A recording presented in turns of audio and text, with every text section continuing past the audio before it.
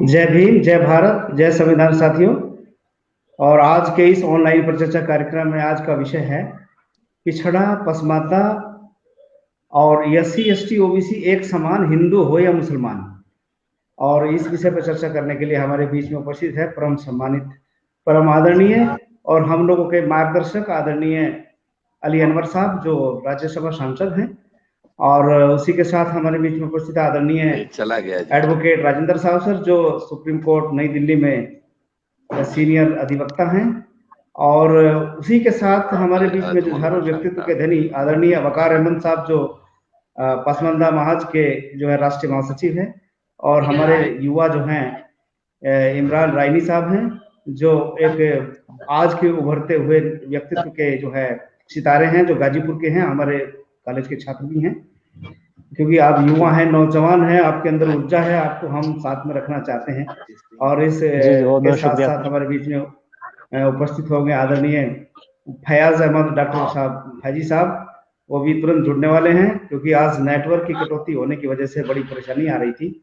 और मैं बिना समय गंवाए सबसे पहले आमंत्रित करना चाहता हूं हमारे सीनियर एडवोकेट आदरणीय राजेंद्र साहब सर, क्योंकि सवाल ये है कि जो है पिछड़ा और जो है पसमानदा, जो एक बहुत बड़ी संकल्पना है, सभी को मिलाकर के चलने की आवश्यकता है। क्योंकि हिंदू हो या मुसलमान, पिछड़ा पिछड़ा एक समान, सब जगह एक ऐसी स्थिति है जो इस देश की व्यवस्था में, जो एक सामाजिक व्यवस्था में एक ताना बाना बना हुआ है, जिसमें अपर कास्ट के लोग जो है पूरे धन, धरती, रोजी रोजगार और पूरे साधनों संसाधनों पर जो कब्जा जमाए हुए हैं, और उसी तरह से जो है पिछड़े और पसमानदा समाज के लोग अधिकारों से वंचित है। और इतने वंचित है कि जो सदियों से सताए हुए और आज भी सताए जा रहे हैं, आज भी अगर जागरूक नहीं हुए फिर सदियों तक इसी तरह सताए जाएंगे। तो उसी बात पर विश्वास के साथ चर्चा करने के लिए आखिर कौन सी वजह है जो हिंदू और मुस्लिम के आपस में झगड़े होते हैं, लेकिन पिछड़ा और पसमानदा को एक होने में बहुत सारी ताकतें जो रोकने का काम करती है। तो मैं सबसे पहले वकील साहब को आमंत्रित करता हूँ। आइए डॉक्टर साहब, वकील साहब, इस विषय पर अपनी बात रखें। जी सर। जी, थैंक यू प्रोफेसर साहब। आज के मीटिंग में शामिल हमारे माननीय सांसद अली अनवर जी और वकार भाई और भी हमारे इमरान जी हैं, सबों को जय भारत, जय संविधान। बहुत अच्छी आज टॉपिक लेकर आप आए हैं, और ये चीजें हमें बहुत दिन पहले, और मुझे तो लगता है कई साल पहले ही चीजों को चर्चा होना चाहिए था, जो आज हो रहा है। जिस मुद्दे को आपने उठाया कि क्या वजह है कि जो पिछड़े हैं, चाहे एससी हो या एससी एसटी हो, ओबीसी हो, वो किसी भी धर्म में हो, चाहे हिंदू, मुसलमान, सिख, ईसाई, वो हर जगह आज भी पिछड़े क्यों हैं, इसकी क्या वजह है। तो इसकी बात मैं ले जाऊंगा, जब मैं कानून का आदमी हूं तो मैं आपको संविधान की ओर ही ले जाऊंगा। अगर हमारे लोगों ने या हम लोगों ने संविधान को सही से पढ़ा होता, समझा होता और बाबा साहब अम्बेडकर को जाना होता, तो ये दुर्गति हमारी नहीं होती। एक्चुअली क्या है कि ये अल्पसंख्यक के नाम पर अपने आप एक बहुसंख्यक वर्ग को खड़ा कर दिया गया। तो यहीं से ये शुरुआत हुई है। क्या जो संविधान हमारा बना था उसमें सेकुलर वर्ड नहीं लिखा हुआ था, तो ये संविधान सेकुलर था या नहीं था, ये बात संविधान सभा में बाबा साहब के पास भी आया था। तो ये खेल क्यों शुरू किया गया, किस लिए किया गया? अगर क्या संविधान हमारा सेकुलर पहले से था कि नहीं था, 42वां संशोधन के पहले संविधान सेकुलर था या नहीं, ये जानने की सबसे बड़ी जरूरत है। तो बाबा साहब ने बहुत स्पष्ट रूप से लिखा है, आप आर्टिकल 15(1) पढ़ें तो उसमें लिखता है कि हायर एजुकेशन में आपको किसी भी जाति, धर्म, लिंग, रेस या इको साउंडिंग आ रही है, इको साउंडिंग आ रही है आपकी तरफ से। हेलो, इको साउंडिंग हो रही है। तो संविधान में आपको 15(1) में और 16(2) में और 29(2) में स्पष्ट लिखा हुआ है कि अगर हायर एजुकेशन में एडमिशन लेना है किसी बच्चे को, तो जाति, धर्म और उसे किसी स्थान या किसी भाषा के आधार पर कोई तरह का डिस्क्रिमिनेशन नहीं हो सकता उसके साथ। उसी तरह 16(2) में आइए तो उसमें भी लिखा है कि किसी सरकारी नौकरी में किसी को भी जाति, धर्म, रंग, लिंग, भेद के आधार पर उसका कोई भेदभाव नहीं होना चाहिए। इसी तरह से आपको आता है सांस्कृतिक स्वतंत्रता का अधिकार जब आता है 29(2), उसमें भी यही बात है कि कोई भी अगर अल्पसंख्यक समाज का इंस्टीट्यूशन हो तो उसमें भी जाति धर्म के आधार पर किसी का भेदभाव नहीं होना चाहिए। तो ऑलरेडी आपका ये दिया हुआ इसमें कि किसी को धर्म, जाति, रंग, भेद, लिंग के आधार पर भेदभाव नहीं होगा, तो क्या यह सेकुलर नहीं था? तो ये खेल खेला गया कि किसी तरह से एक अल्पसंख्यक वर्ग के आड़ में एक बहुसंख्यक वर्ग को खड़ा करना, और यही से खेल शुरू हुआ। और हम समझ नहीं पाए, चाहे हमारे अल्पसंख्यक वर्ग के लोग हों या बहुसंख्यक वर्ग के हो, जहां भी हैं, बाबा साहब ने बहुत सोच समझ के इनका नाम दिया था SC ST OBC माइनॉरिटी। जो हमारे पसमानदा समाज हैं वो भी कहीं न कहीं SC ST OBC में आ रहे हैं। जो उनके अशरफ समाज हैं वो आते हैं माइनॉरिटी के नाम पे। तो माइनॉरिटी का फायदा किसने उठाया? चाहे मुस्लिम समाज का हो या सिख समाज का हो या और भी अल्पसंख्यक वर्ग के लोग हैं, उसके अब जो अशरफ समाज हैं वही फायदा उठाए हैं अल्पसंख्यक के नाम पर। तो कहीं न कहीं पसमानदा जो पिछड़ा कहलाते हैं, वो मुस्लिम समाज में उनको उसी तरह का शोषण हुआ जैसे कि बहुसंख्यक वर्ग या हिंदू वर्ग में कह सकते हैं SC ST OBC का शोषण हुआ अगड़ों के द्वारा। तो यही है मेन मुद्दा। उधर पसमानदा जो है मस्जिद की लड़ाई में लगे हुए थे, इधर जो SC ST OBC हैं, जिसको आप दलित पिछड़ा कहते हैं हिंदुओं में, ये मंदिर की लड़ाई में लगे हुए हैं। और यही दोनों मैदान में उतरते हैं। ना उधर से कोई अशरफ मुसलमान उतरता था, ना इधर से सवर्ण कोई उतरता था मैदान में। तो ये दोनों जो है हिंदू मुस्लिम के नाम पर अपने खड़े थे। इनको पता ही नहीं था कि हमारे हक का हकूक क्या है, ये संविधान क्या है।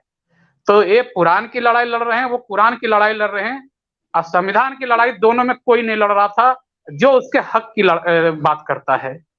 तो आज देर आए दुरुस्त आए, पसमानदा और पिछड़ा जो भी है SC ST OBC, उनको समझना पड़ेगा कि हमारा हक हकूक कुरान और कुरान से नहीं मिलना है। अगर वो मिलेगा वो संविधान से मिलेगा। और अगर आज संविधान ये पढ़े होते, इन पर अमल किए होते, तो आज इनकी संख्या के हिसाब से 545 में 450 सांसद आज इनके होते। और ये जो दुर्गति हो रही है, हम हर रोज एक जुलूस निकालते हैं, आज ये मांग कर रहे हैं, कल वो मांग कर रहे हैं। अब ये हमें दिन देखने नहीं पड़ते। हम देने वाले बनते, मांगने वाले नहीं बनते। हम भिखारी नहीं होते। आज हमें लोग भिखारी की तरह जो ये काम कर रहे हैं, वो दशा क्यों हुई? फिर आप एक चीज देखिए कि इसी वर्ड को लेकर के जब 1995 में जजमेंट आता है कि हिंदुत्व जो है जीवन शैली है, ये कहां से जजमेंट आता है? यही देखिए, इसकी आड़ में कितनी बड़ी साजिश हुई है कि जो हिंदुत्व है वो देश का एक जीवन शैली बन गया। तो इसका मतलब है कि जो गैर हिंदुत्व है इस देश का मृत्यु शैली हो गया तरह से। Non Hinduism is a way of death. तो ये समझना पड़ेगा आपको कि जजमेंट किस तरह से आ रहा है, और उस जजमेंट की वजह से आज देश में इतना खुराफाती काम हुआ है। आप समझ नहीं पा रहे हैं कि ये जजमेंट जो लिखने वाले लोग हैं वो वही लोग हैं, और किस तरह से वो जजमेंट लिख रहे हैं। तो क्या हो गया इसका मतलब कि हिंदुत्व का मतलब हो गया कि भारत में गैर हिंदुत्व के लिए रहना मुश्किल हो जाएगा, या उसको मौत का सामना करना पड़ेगा, या उसे हिंदुत्व स्वीकार करना पड़ेगा, हिंदू बनना पड़ेगा सबको। तो ये चीजें हैं। और उस जजमेंट को अगर हम लोग उस समय काउंटर किए होते तो शायद ये दिन देखना नहीं पड़ा होता। तो वो एक आदमी हिंदुत्व के नाम पर इलेक्शन लड़ा था, मनोहर जोशी, शिवसेना वाला, और उसकी चुनाव जो है खारिज कर दिया था बॉम्बे हाई कोर्ट ने। और फिर सुप्रीम कोर्ट में उसको बहाल कर दिया गया कि नहीं, हिंदुत्व के नाम पर इलेक्शन तो लड़ सकते हैं, हिंदुत्व तो जीवन शैली है, उस पर वोट मांग सकते हैं, लेकिन आप इस्लाम पे, सिख के नाम पर, या आप क्रिश्चियन के नाम पर वोट नहीं मांग सकते हैं, क्योंकि वो जो है वो जीवन शैली नहीं है भारत में। इसका तो ये मतलब हुआ। तो इसीलिए आप हम सबको ये दिन बात समझनी पड़ेगी कि जो ये बैठे हैं, चाहे जुडिशरी में बैठे हैं या विधायिका में बैठे हैं या सरकार में लोग बैठे हैं, ये सभी एक ही हैं, और सिर्फ एक दूसरे के गोल पोस्ट में ये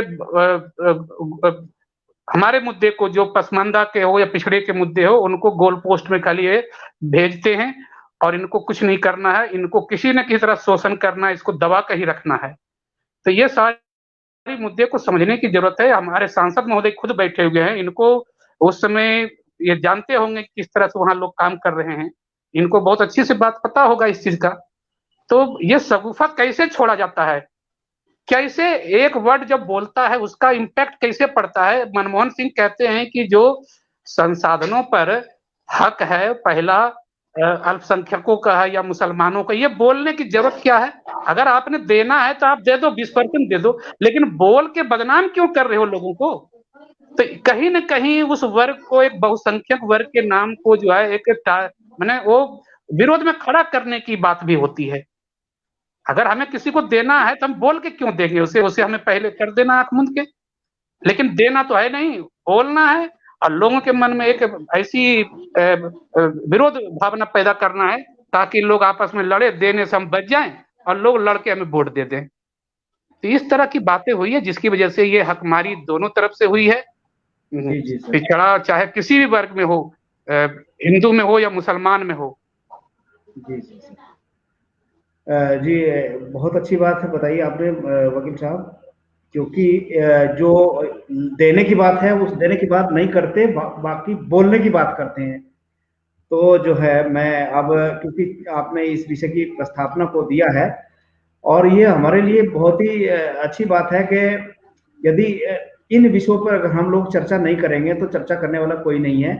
तो आज का विषय इसी बात को ध्यान में रख करके रखा गया है, क्योंकि जो पसमाता है और पिछड़ा है और S C S T OBC सारा का सारा जो मिल करके जो है एक साधनहीन संसाधनहीन है, और जो है उसका रोजी में, रोजगार में, धन में, धरती में जो है जरा भी प्रतिनिधित्व नहीं। मैं तो कहूंगा कि जो है वो बहुत ही कम है।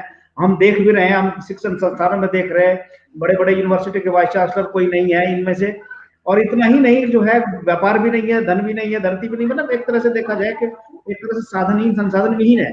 तो मैं इस विषय पर चर्चा करने के लिए फिर आमंत्रित करता हूँ आदरणीय अली अनवर साहब को, जो हमारे सांसद जी हैं, क्योंकि आपका एक लंबा अनुभव रहा है, बड़े संघर्ष के बाद आपने जो है लोगों की बात की है, आपकी कई कहावतें हैं, आपने किताब लिखी, एक मसावत की जंग लिखी, आपने बराबरी की जंग के नाम पर किताब भी लिखी है। और मैं आपको इस विषय पर आमंत्रित करता हूं आदरणीय अली अनवर साहब, अपने आप को अनम्यूट करिए सर। जी सर। बहुत बहुत शुक्रिया, आपने इस डिस्कशन के लिए हमको बुलाया। अभी एडवोकेट राजेंद्र बाबू बहुत सारी बातें, अच्छी बातें, जानकारी की बातें बता रहे हैं। और तो मैं जो कहते हैं गायबाना तारुफ आपका कश्यप जी था, लेकिन कभी रूप शायद नहीं हुए थे। और मैं बहुत हमारे एक बहुत प्रिय साथी वकार साहब इस डिस्कशन में मौजूद हैं। और ये आवाज देखो तो जी, बाकी लोगों का फोटो चला गया। एक नहीं गया नहीं सर, फोटो नहीं गया सर, आपका फोटो ठीक है। ठीक है, तो आपको ये जो है बोलते समय हाईलाइट किया गया, आप नहीं गया है। आपको देखकर बहुत खुशी हो रही है। और लंबे बाद क्योंकि देख रहा हूँ इनके टोपी भी बहुत फब रही है और स्वास्थ्य भी इनका माने बहुत बेहतर है। देखिए फैजी साहब मुस्कुरा रहे हैं, तो इन्होंने भी ये सबसे पहले इतला दी। और इमरान साहब से भी गायबाना तारुफ है, नाम से परिचित, लेकिन इनको भी पहली दफा देख रहा हूँ। तो एक बात जो आपने हमारे नाम के नीचे कैप्शन में XMP लिखा है वही सही है। मैं अभी सांसद नहीं हूँ, और शायद आप लोगों को जानकारी हो कि मैं नीतीश कुमार जी के साथ था और जब रातों रात वो पलटी मारे एनडीए में शामिल हो गए तो मैं बागी बन गया। और मैं बागी बनने का इस दौर में जो होता है तो मैं उस स्थिति में हूँ, लड़ रहा हूँ। अब देखिए, वकील साहब ने बहुत अच्छी शुरुआत की है, लेकिन एक ही उनसे मैं गुजारिश करूंगा कि देखिए, जो रूलिंग क्लास है उसके नैरेटिव के बरक्स, उसके उल्टा हम लोग को अपना नैरेटिव चलाना होता। तो डिस्कशन में, संविधान के डिस्कशन में कुरान को या किसी भी मजहब के किसी धर्म ग्रंथ को लाने की जरूरत नहीं है, उससे बचना चाहिए। वो अलग चीज है, व्यक्तिगत मामला है, एक इंसान का अपनी आस्था का, अपने अकीदे का मामला है, तो उसको बहस में नहीं लाए तो बेहतर होगा। और हम लोग अपने एजेंडा पर बिल्कुल, उन्होंने सही कहा कि भाई संविधान तो हमारा बराबरी का हक देता है, जात, धर्म, लिंग, भाषा, इलाका, किसी बुनियाद पर। उन्होंने बजाते आर्टिकल, कई आर्टिकल है, आर्टिकल 14, 15, 16, उन सब का हवाला दिया, बिल्कुल सही है। और वो ज्यादा प्रामाणिक है, वकील हैं, तो ये सब बात सही है। लेकिन देखिए, एक नैरेटिव जमाने के बदलने के साथ भी नैरेटिव चेंज होता है। अब बाबा साहब अम्बेडकर को हम कोई गलत नहीं ठहरा रहे हैं, बहुत सम्मान है, हम लोगों के रहबर हैं, हम लोगों के मोहसिन हैं, हम लोगों के सबके, दुनिया भर के जो दलित हैं, पिछड़े हैं, उनके आदर्श हैं, वो सब कुछ है। लेकिन हम लोगों ने बहुत हालात को जो देखा, तो हम लोगों ने माइनॉरिटी का जो अल्फाज था, उसकी जगह पर हम लोगों ने पसमानदा चलाया।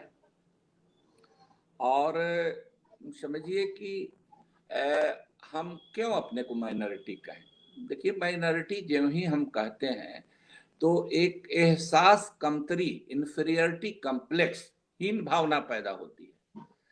तो वी आर इन मेजॉरिटी, हम लोग बहुजन हैं भाई, हम लोग बड़ी आबादी के लोग हैं। हाँ, अब एक उसमें चीज है कि जो अल्पजन है, जो वास्तव में जो माइनॉरिटी हैं और मेजॉरिटी पर रूल करते हैं, तो उसको आपस में लड़ा करते हैं, बांट करके करते हैं, और उसके दिमाग में भी ये भावना भर देते हैं कि तुम तो माइनॉरिटी। तो उसके लिए उन्होंने क्या किया, बाढ़ बना दिया, ये हिंदू है, ये मुसलमान है, ये सिख है, ये ईसाई है, और दूसरे धर्मों के बीच में बांटा। तो हमने माइनॉरिटी को कहा कि ये हमारे लिए, हमने शुरू से ये कहा कि ये हम लोगों के लिए तो छलिया है माइनॉरिटी के नाम पर। ठीक वकील साहब का कि माइनॉरिटी के नाम पर तो जो एलिट क्लास है मुसलमानों के बीच, जिसके लिए वो बता रहे हैं, आप भी कह रहे हैं अशराफिया, उसको इसका फायदा मिलते रहा है। हम उनका हक छीनने के लिए नहीं है, हम ये कह रहे हैं कि जो आपकी हैसियत है, औकात है, आबादी है, उसके हिसाब से ही मिलना चाहिए। लेकिन किसी भी, ये मैं सिर्फ मुसलमान की बात नहीं कर रहा हूँ, हिंदू, मुसलमान या सभी धर्मों पर, कि आपकी जो आबादी है 1585, लोहिया जी भी 1585 का नारा दिया था, तो भाई आप 15 वाले हैं, आप उसी के मुताबिक आपका हक हिस्सा होना चाहिए। हम 85 हैं, तो 85 क्यों नहीं है, क्यों नहीं हमको बनने दिया जाता है? इसलिए कि हम लोग आपस में लड़ जाते हैं बहुत, बल्कि आपस में जब लड़ना होता है तो हम लोग तिस्मार खा हो जाते हैं। लेकिन दूसरों के सामने जो हमारा वास्तव में हिस्सा हसद कर रहे हैं, ले रहे हैं, उनसे भींगी बिल्ली बन जाते हैं। तो दिमागी तौर पर भी ये हमने कहा कि अपनी शब्दावली, अपने मुहावरे, अपने जब तक नारे हमारे नहीं चलेंगे तब तक हमारी सियासत, हमारी पॉलिटिक्स भी नहीं चलेगी। तो इसीलिए हमने पसमानदा शब्द को चलाया। और देखिए, अच्छी बात है कि आप सब लोगों का भी सहयोग है। जब हम पसमानदा के लिए एक छोटी सी बिहार के लेवल पर बैठक बुलाए थे, उसमें वकील भी थे, डॉक्टर भी थे, प्रोफेसर भी थे, एक्टिविस्ट थे, कोई 150 के लोग पटना के क्लब में, और हमने कहा कि पसमानदा मुस्लिम महाज नाम से संगठन बनना चाहिए। तो हमारे तमाम साथियों ने कहा कि भाई कहाँ से आप लाए, ये कैसे समझेगा, ये सब कोई नहीं समझेगा। हमने कहा कि नहीं समझेगा तो हमारी सियासत नहीं खड़ा होगी। तो उसके बाद हमने उसको किया। फिर अपने समाज से हमने उसके लिए टोटेम, हिस्ट्री में देखिए टोटेम होता है, एक इतिहास पुरुष को खोजना पड़ता है। तो ठीक है, बाबा साहब अम्बेडकर है, महात्मा फूले हैं, पेरियार हैं, बहुत सारे लोग हैं जो उसको, लेकिन हमारे मुस्लिम समाज में ये जो धारा है वो थोड़ा सा उठी और फिर आपस में वो कमजोर पड़ गई। तो उसको हमने खोजा, वहां से निकाला कि भाई इस तरह की बात अपने जमाने में फ्रीडम मूवमेंट के समय भी, उसके दरमियान और उसके बाद भी इस तरह की बात कौन करते थे। तो उसमें हमने देखा कि कयूम अंसारी कर रहे थे, हमने देखा कि उसमें मौलाना आसिम बिहारी साहब भी कर रहे थे, मौलाना थे, और हमने देखा कि उसमें मौलाना अतीकुर रहमान आर्मी मंसूरी बरादरी के थे, वो भी इस तरह की बात कर रहे थे। जैयद आलिम थे, बहुत विद्वान थे, और हिंदी संस्कृत धर्म ग्रंथों का भी था, उनको ज्ञान था। एक वकील थे उसमें, जिसमें मियां अब्दुल मालिक जिनका नाम था, वो राइनी बिरादरी के थे। तो ये तमाम लोग, बिहार और जगह भी होंगे, मैं उस समय बिहार जो मसावात की जंग की बात आपने करी, तो मैंने अपना टोटेम, अपने इतिहास पुरुषों को जिनको जमींदोज कर दिया गया था, मिट्टी में लाद दिया गया था, तो उनको हटा करके, उन पर जो मिट्टी लादा गया था उसको हटा करके उनको उजागर किया, तब ये चला। तो बात अब ये है कि भाई हमने उन्हीं दिनों नारा दिया कि छड़ा एक समान, हिंदू हो या मुसलमान। हमने उसी समय ये नारा दिया कि वोट हमारा, फतवा तुम्हारा नहीं चलेगा। लोग उधर नारा आप लोग लगाते थे कि वोट हमारा, राज तुम्हारा नहीं। हमारे यहाँ बाजी होती थी, कोई इमाम बुखारी फतवा दे देता था, किसी जमाने में कोई और दे देता है कहीं से फतवा, कोई हमारे यहाँ इमारत शरिया फतवा दे देता है। तो धार्मिक संगठन के नाम पर तो हमने कहा कि नहीं भाई, सियासत अलग चीज है, समाजियात अलग चीज है, और धर्म आपकी व्यक्तिगत आस्था का मामला है। मानिए, खुदा का रिश्ता एक बंदे से उसका अपना रिश्ता है, वो कौन धर्म मानता है, कौन मसलक, धर्म हो तो धर्म की बात हो, उसमें पंथ दुनिया भर के हैं। हमारे यहाँ मसलक होता है, कोई बरेलवी है, कोई देवबंदी है, कोई अहले हदीस है, कोई कुछ है, कोई कुछ है, कोई कुछ है। तो एक दूसरे को मुसलमान नहीं मानते, तो ये बांटा जाता है, ये लोग भी बांटा। हम जब पसमानदा मुस्लिम महाज बनाए तो कुछ लोग आए, एलिट मुसलमान, हमारे यहाँ पढ़े लिखे लोग, वकील भी थे, प्रोफेसर भी थे, जर्नलिस्ट भी थे, कि अरे भाई मुसलमान तो एक तो माइनॉरिटी में है, अपने कमजोर है, और आप ही क्यों बांट रहे हैं इनको, पसमानदा में, अशराफ में क्यों बांट रहे हैं। हमने कहा वो बांट नहीं रहे हैं, हम तो एक कर रहे हैं, हम तो सबको एक कर रहे हैं।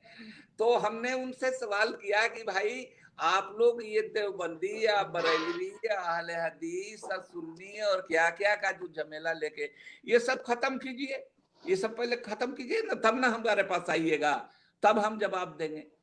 तो हमारे कहने का मतलब वकील साहब या कश्यप जी, कि हम लोगों ने इस चीज को शुरू किया, अपना नैरेटिव उनके नैरेटिव को हम लोगों ने चैलेंज किया और अपनी नैरेटिव हम लोगों ने चलाई और उसमें बहुत हद तक कुछ तो देखिए 25 साल कोई बहुत नहीं होता है इस एक मुल्क और एक कौम की जिंदगी में, लेकिन ये शब्द चला और आज दुनिया भर में इस पर रिसर्च हो रहा है, इस पर बातें हो रही हैं। हमारे यहाँ कोलंबिया यूनिवर्सिटी से, जर्मनी से, इंग्लैंड से, आपको देश के विभिन्न यूनिवर्सिटीज से लड़के पीएचडी स्कॉलर आते हैं और दूसरे पॉलिटिकल एनालिटिक लोग आते हैं, संपर्क करते हैं, समझना चाहते हैं, बताते हैं, जगह जगह प्रेजेंटेशन। उस दिन फैजी साहब बता रहे थे कि जी जी जी बात वकील कराई जी सर के सिंधी में एक पाकिस्तान के अंदर सिंधी में हमारी किताब मसावात की जंग का सिंधी में गणपत राय जी काम कर रहे हैं, गणपत राय जी ये काम कर रहे हैं पाकिस्तान में। फिर गणपत राय को हमने बातचीत की तो वो बहुत खुश हुए और ये किए, और उन्होंने कहा कि जो समस्या, हमने उनसे पूछा कि भाई आपके यहाँ क्या है, तो कहा कि जो आपने मैंने लिखा है गर्चे एक सूबे के बारे में हिंदुस्तान के, वो हमारे यहाँ पूरी तरह से लागू होता है, उसी तरह का हमारा समाज भी है। तो हमारा ये मानना है कि दुनिया भर में ये है, गोरे काले का है, सवर्ण अवर्ण ये क्या है, यही ना है। तो गोरे काले के नाम पर कहीं किसी नाम पर, कहीं किसी नाम पर, ये इंसान की कमजोरी है सब मुल्क में और सब मजहब धर्म में। जी जी सर, ठीक है सर, मैं आपको फिर आऊंगा दोबारा आपके नंबर पर। हमारे कार्यकर्ता का भी सवाल आया, आपने एक बहुत बढ़िया बात कही जो है ना कि जैसे वोट हमारा राज तुम्हारा नहीं चलेगा, इधर नारा लगा, इधर का वोट हमारा फतवा तुम्हारा नहीं चलेगा, ये बात आपने चलाई। आपने बहुत ही संघर्ष भी किया, आपका स्पीच मैंने बनारस में सुना था, वहां भी आपने कहा था, आपकी एक बड़ी बढ़िया कहावत जो है आपने लिखी कि खेत खाए गधा मार खाए जुल्हा, इस तरह की जो है बहुत बातें चलती हैं, अपनी किताब में भी लिखा। तो ये अक्सर ऐसा हो देखने में आ रहा है। मैं वकार साहब के पास चलना चाहता हूँ। वकार साहब, आज का विषय ये है कि पिछड़ा पसमानदा, एससी एसटी ओबीसी एक समान, हिंदू हो या मुसलमान, क्यों हम आपस में लड़ाई लड़ते हैं और क्यों इस तरह से लड़ते चले जाते हैं। हमारे यहाँ हिंदुओं में ब्राह्मण क्षत्रिय वैश्य जो उच्च वर्ग बन के निम्न वर्ग को दबाए रखते हैं, क्या आपके यहाँ भी इस तरह का जो है सिस्टम है जो पसमानदा समाज को, अन्य जातियों को दबा के रखना चाहता है और अपना उल्लू सीधा करना चाहता है? क्या आपके यहाँ भी इसी तरह का है? जी वकार साहब। जी अस्सलाम, मेरा पहुंच रही है क्या? मेरी आवाज आ रही है क्या? जी आ रही वकार साहब आवाज। ठीक ठीक ठीक ठीक ठीक जी आ रही है। सभी लोगों को अस्सलाम वालेकुम। एमपी साहब को बहुत सारी मजबूरियों के चलते बहुत दिनों बाद देख पाए हम लोग, और उन्होंने ही सिखाया है सब हम लोगों को। तो ये जो आपने एक सवाल पूछा कि दोनों तरफ है आग बराबर लगी हुई, दोनों तरफ है आग बराबर लगी हुई, कि जो हाल आपके यहां है उससे बुरा हाल हमारे यहां है।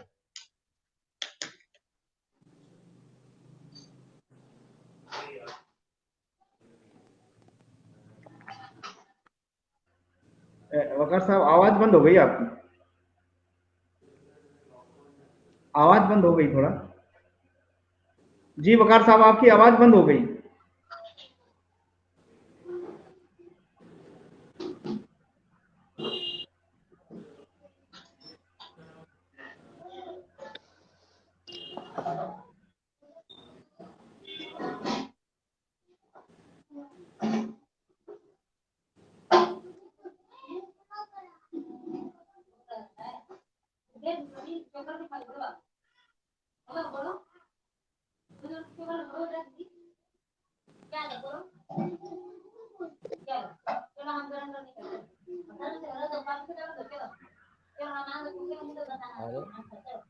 तो ये जो विरोध इसलिए करते हैं ये कि हमारे में कोई नेता ना आने पाए। हमारे जैसे ही कोई नेता आता है उसका भरपूर विरोध किया जाता है, हिंदू से ज्यादा। भाजपा जैसी मनुवादी पार्टी भी अपनी पार्टी में, भाजपा जैसी पार्टी भी अपनी, कहीं से शोर आ रहा है क्या? भाजपा जैसी मनुवादी पार्टी भी, ठीक, भाजपा जैसी मनुवादी पार्टी भी अपनी पार्टी में पिछड़ा वर्ग प्रकोष्ठ बना के रखी है। अपनी जनरल बॉडी में उसके यहाँ SC ST के लिए आरक्षण है, लेकिन अवैसी जी की पार्टी में ना पिछड़ा वर्ग है, ना दलित प्रकोष्ठ है, और न ही आप उनके यहाँ किसी पसमानदा चेहरे को पाएंगे आप।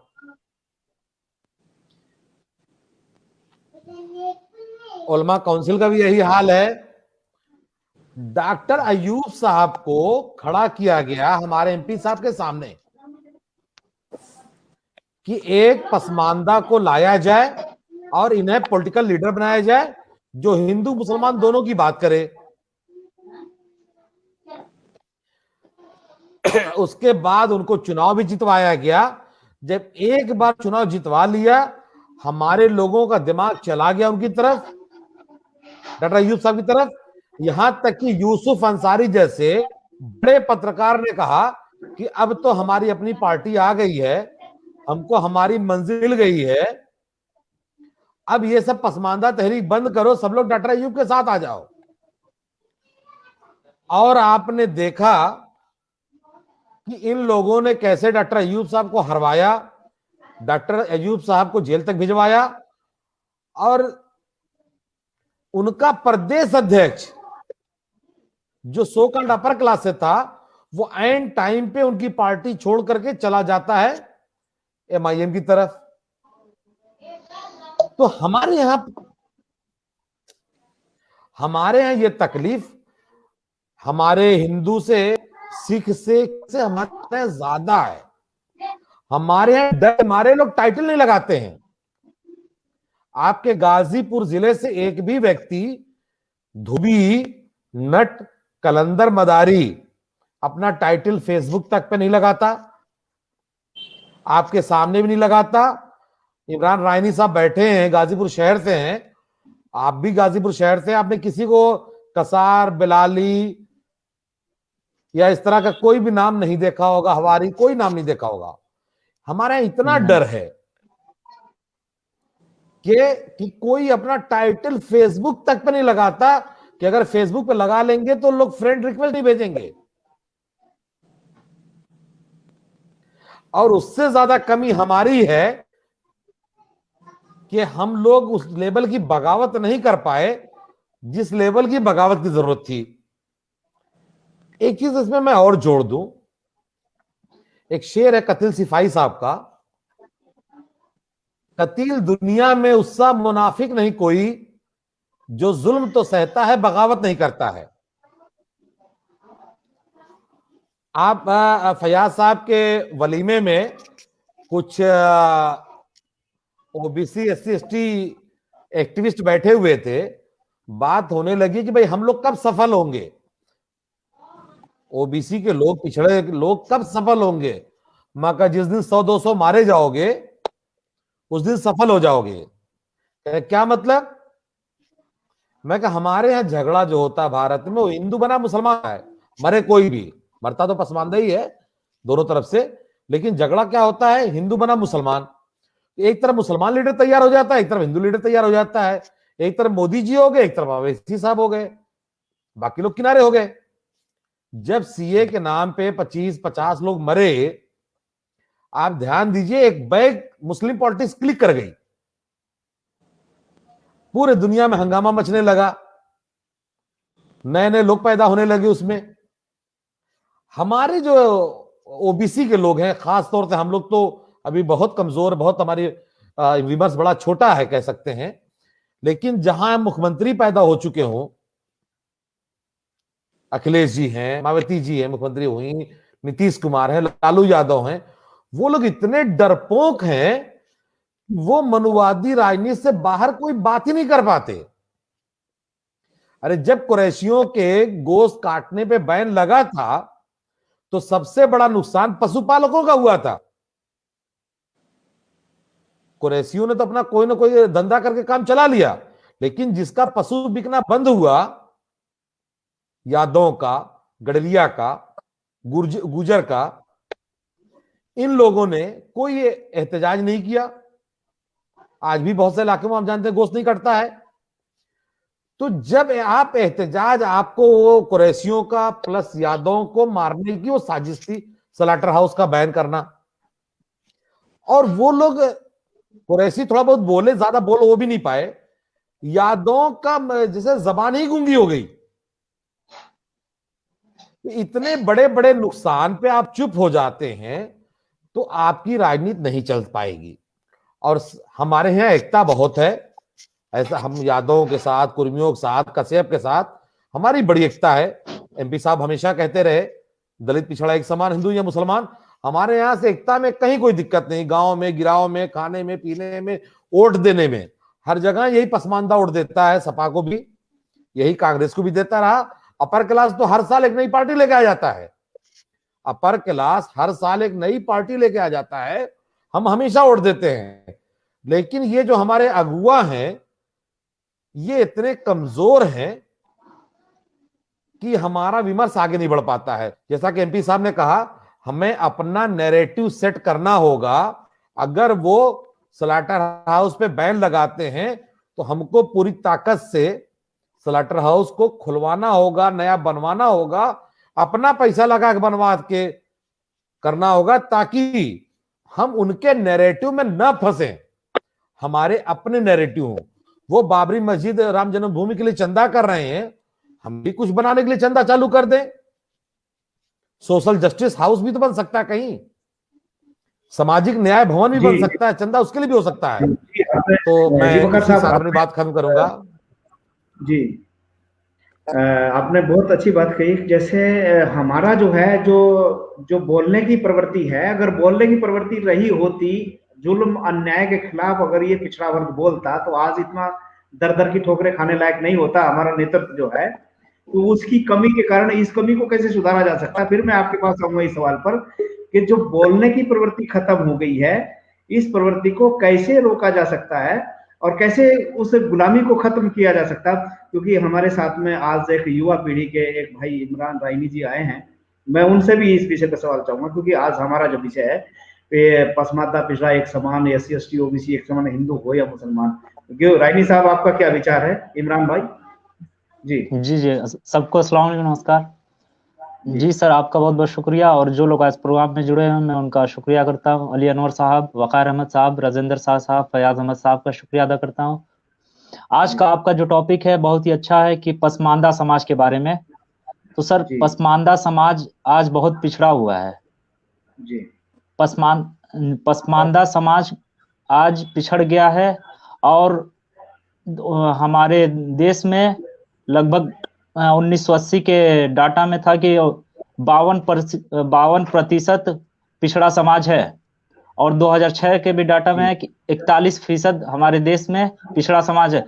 तो आज जरूरत है कि जो हमारे संविधान ने हमें राइट दी है, जो हक दिए है, जो समानता का अधिकार है अनुच्छेद 14 से 18 तक में, तो हम उसको समझें।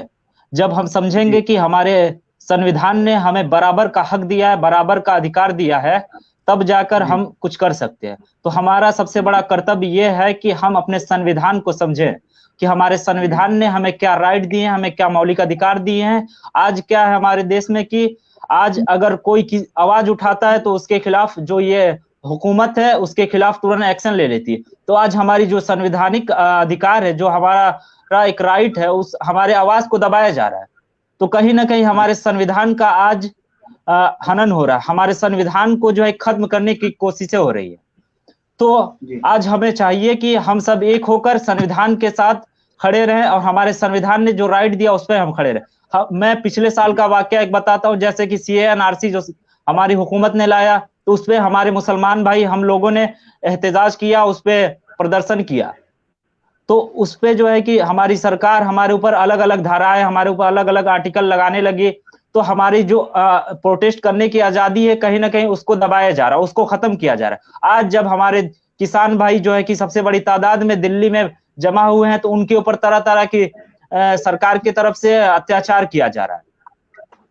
और एक बात मैं ये भी कहना चाहूंगा कि आज जो है कि मुसलमान सियासत में बहुत पीछे हो गया है, और अगर मुसलमानों की कोई तर्जुमानी करने, उनको हिस्सेदारी दिलाने, उनकी बात रखने आता है, तो मुसलमान आज उनको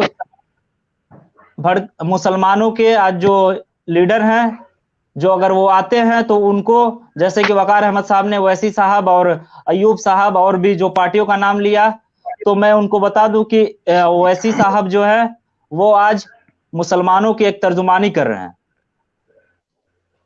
हेलो, आवाज आ रही है सर?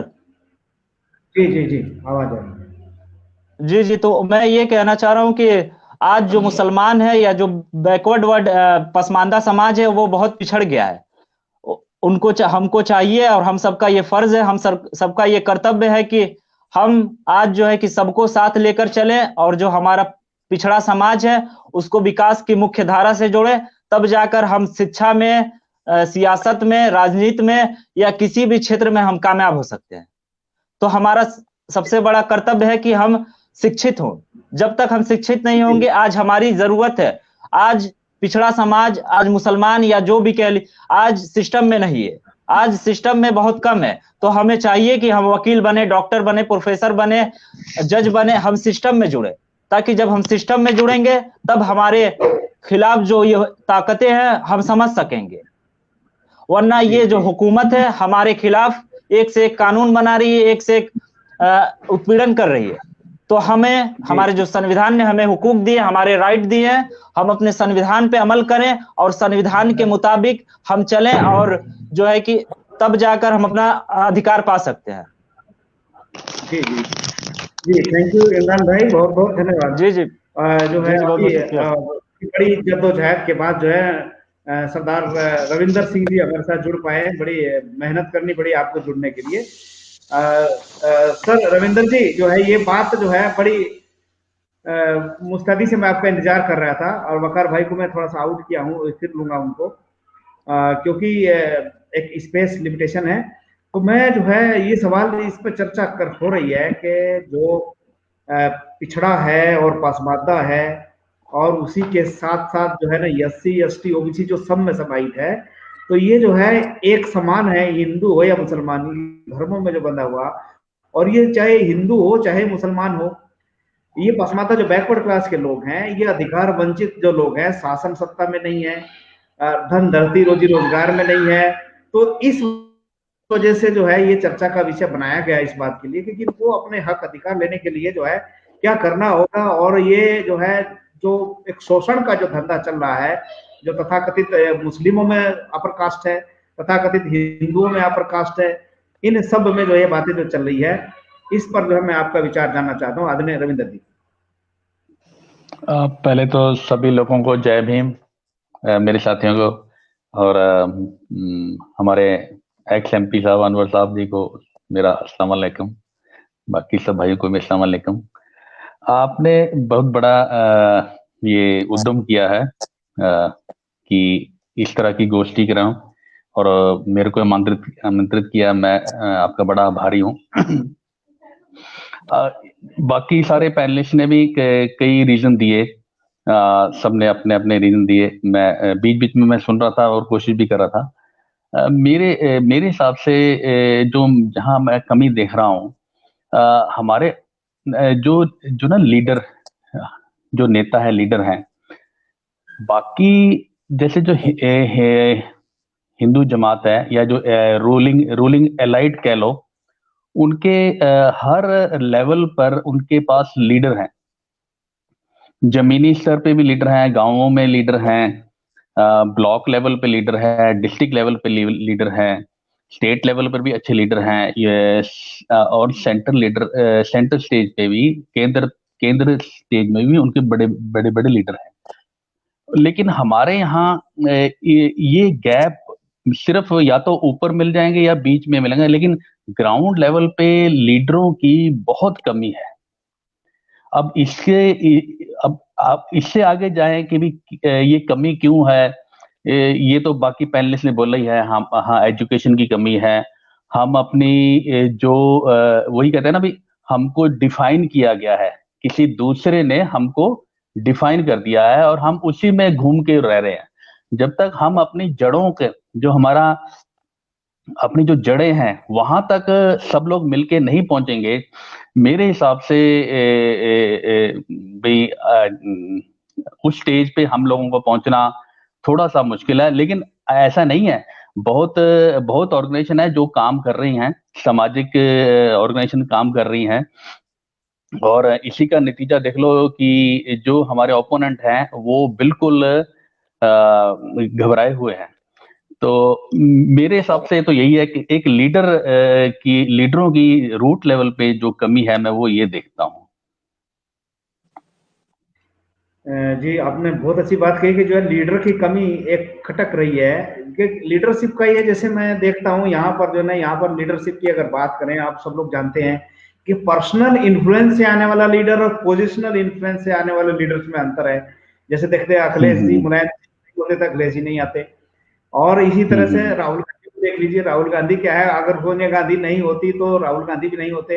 ये पोजिशनल इन्फ्लुएंस तो है, मगर ये पर्सनल इन्फ्लुएंस नहीं है जो इस तरह का लीडर कर सकते। तो बैकवर्ड क्लास में एक लीडर की जरूरत है। मायावती जी थी, मायावती जी भी जो है अपना कहीं ना कहीं अपना स्थान तलाश ली है। वो एक मोमेंट की आवश्यकता थी, जिसे पूरे बहुजन को, जैसे अभी अली अनवर साहब ने बताया कि हम जो है, हमारा ये बहुजन 85% है और इसको एक तरह से काम करने की आवश्यकता है। मैं अभी इस बात पर डॉक्टर फैजी साहब के पास चलना चाहता हूँ।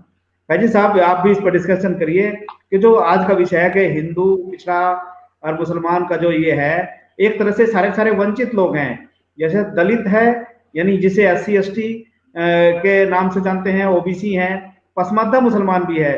तो ये जो डिफरेंस है, और इस डिफरेंस में जो है अभी कुछ लोग ये आरोप लगाते हैं कि जो है पसमानदा मुसलमान अपने धर्म के खिलाफ नहीं बोल सकता, धर्म की बनाई व्यवस्था के खिलाफ नहीं बोल सकता। हमारा किसी धर्म पर टिप्पणी करने का मकसद नहीं है।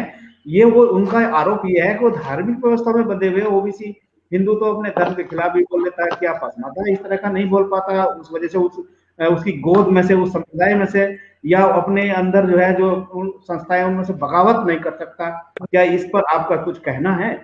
जी हाँ, सर्वप्रथम तो मैं आपका धन्यवाद दूंगा कि आपने एक बहुत ही ज्वलंत और महत्वपूर्ण मुद्दे पे एक परिचर्चा रखी, और आनंद फानन में आपने बहुत सीनियर और आंदोलन में एक लंबा वक्त गुजार चुके लोगों को यहाँ इकट्ठा किया है। सब वरिष्ठ लोग हैं, मैं उनमें सबसे जूनियर हूँ, मैं सबको हाथ जोड़ के प्रणाम करता हूँ। लेकिन एक बहुत ही महत्वपूर्ण चर्चा में आपने मुझ जैसे जूनियर को बोलने का मौका दिया, मैं इसका आभार व्यक्त करता हूँ।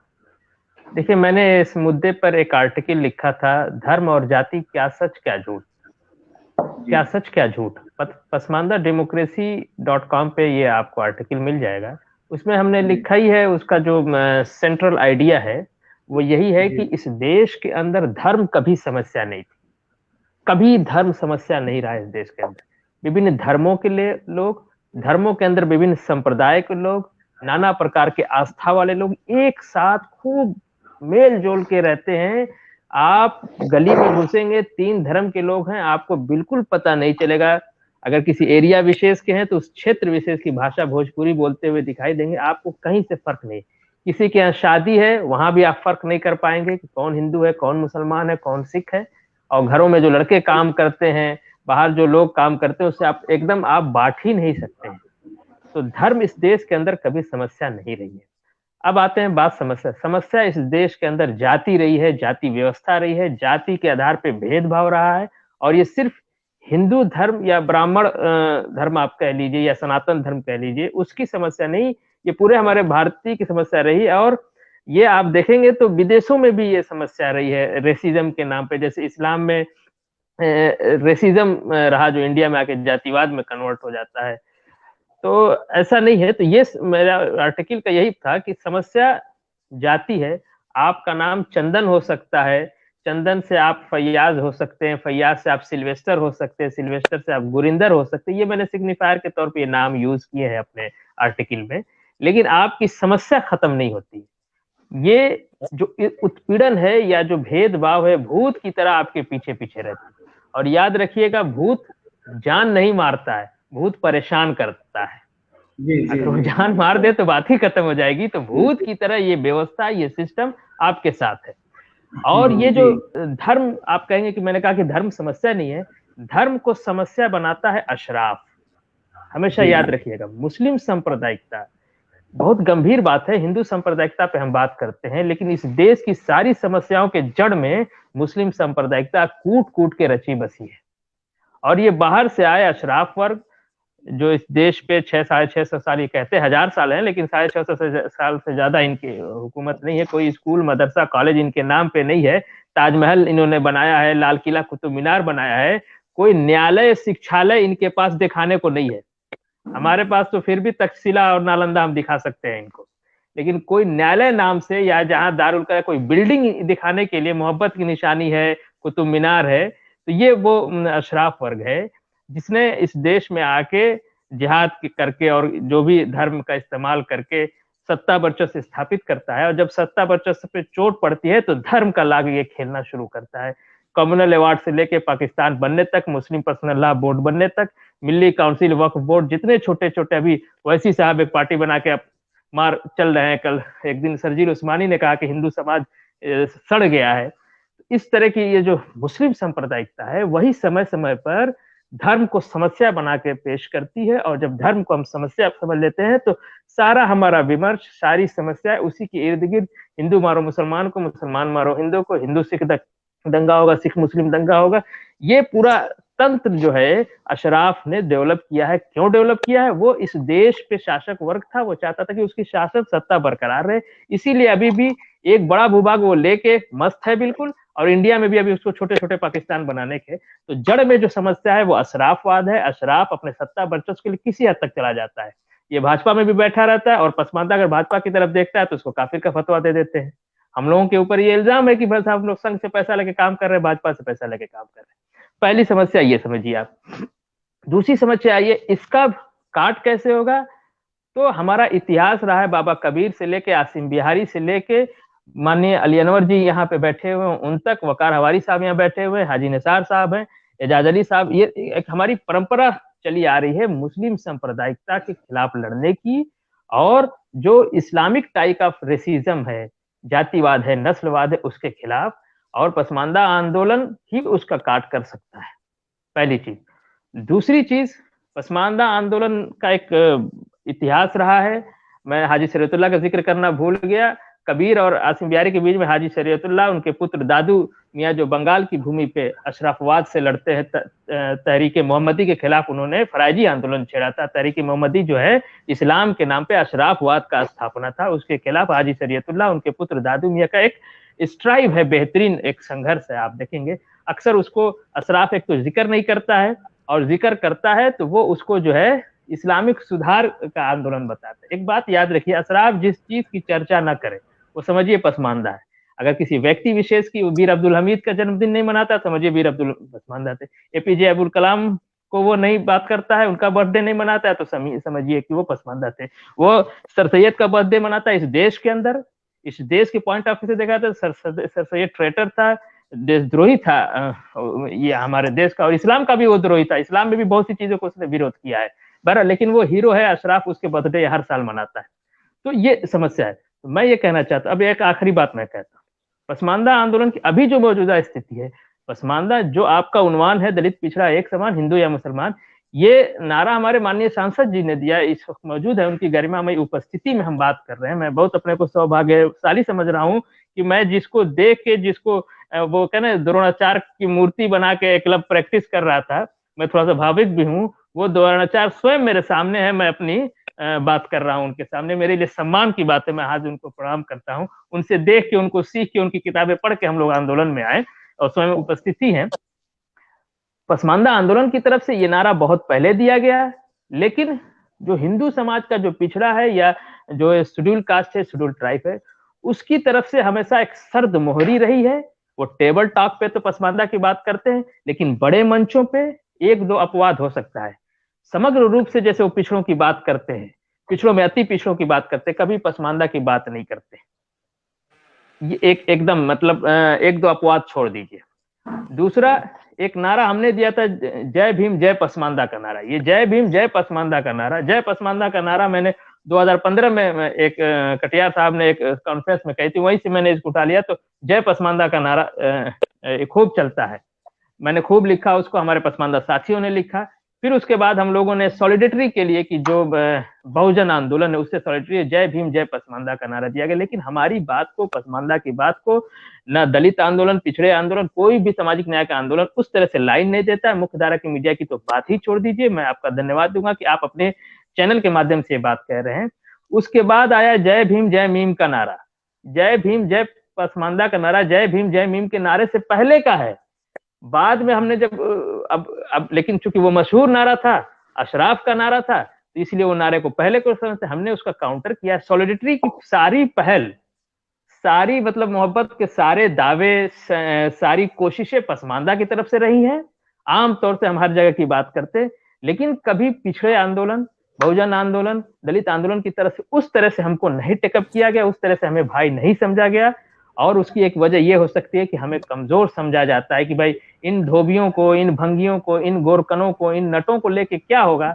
वह सैयद साहब को बैठाते हैं अपने मंचों पे, गोरे चिट्टे भी होते हैं माशाल्लाह, बड़े बड़े हाथ भी होते हैं, बड़ी बड़ी हाइट भी होती है, दूर से मुसाफा भी हो जाता है, जन्नत भी मिल जाता है, और एक भौकाल भी, वो पैसे वाले होते हैं, वो तमाम फंडिंग जबरदस्त अशराफ करता है दलित आंदोलन की। और अशराफ का एक मकसद है, वो दलित हितैषी या बहुजन हितैषी कभी नहीं रहा है। आप जोगिंदर नाथ मंडल के उदाहरण से देख सकते हैं, अम्बेडकर से बड़ा नेतृत्व था जोगिंदर नाथ मंडल का, आप उनकी स्टडी करेंगे तो आपको पता चलेगा। उस नेतृत्व को ये खा गए, और आज भी ये इनकी बस ये सवर्णों से लड़ाने में दलित का यूज करते हैं, पिछड़ों का यूज करते हैं, बहुजन का यूज करते हैं, उसी हद तक। अगर ये हमारे सचिव है पसमानदा महाज के मारूफ अंसारी साहब कहा करते हैं कि अगर अशराफ जेन्युइन होता तो जो इनके संस्थाएं हैं, जो इनके संस्थाएं हैं, शासन प्रशासन जहां से ये सत्ता को कंट्रोल करते, उसमें दलितों को भागीदारी क्यों नहीं देते हैं? ये दलितों को हमेशा सरकार से, सवर्णों से लड़ाते हैं। दलित भी इस बात को, ये बहुजन भी इस बात को नहीं समझ पाता है। दलित शब्द थोड़ा सा असंवैधानिक है, मैं शेड्यूल कास्ट या शेड्यूल ट्राइब ये बात को नहीं समझ पाते। पसमानदा आंदोलन की पूरी कोशिश रही, लेकिन उधर से सर्दमोहरी रही है। और आपकी परिचर्चा के माध्यम से हम चाहेंगे कि जो भी सबल्टर्न है, दबे कुचले पिछड़े हैं, across the religion, irrespective to धर्म के जाके, धर्म कभी समस्या नहीं रही है। जाति के उन्मूलन के लिए, मैं बात खत्म करता हूँ, जाति के उन्मूलन के लिए एक साथ आके बात करें। हमारा खून सिर्फ हमारा दर्द का रिश्ता नहीं, हमारा खून का रिश्ता है। जो भी SC ST OBC है, उनके आपस में खून का रिश्ता है, वो किसी धर्म में हो। जी कश्यप जी। जी बहुत बहुत धन्यवाद डॉक्टर साहब। यहाँ पर जो है ना दो ऐसी पर्सनैलिटी है हमारे, अगर आपके दो पर्सनैलिटी हमारे बीच में बड़ी महत्वपूर्ण है यहाँ आज के डिस्कशन में। परम सम्मानित परम आदरणीय अली अनवर साहब जो हमारे सांसद ही है, जिनकी मसावत की जंग किताब आपका स्पीच मैंने सुना था 80 घाट पर, जो है बड़ी दहाड़ करके आपने कहा कि मार खाए गधा, खेत खाए गधा, मार खाए जुला, जो एकदम बखूबी आज हमारे ऊपर जो है निकलती है। मैंने इनको चिल्लाते जोर से दहाड़ के बोलते हुए सुना था। और रोहित वेमुला की शहादत के नेक्स्ट डे कार्यक्रम था 80 घाट पर।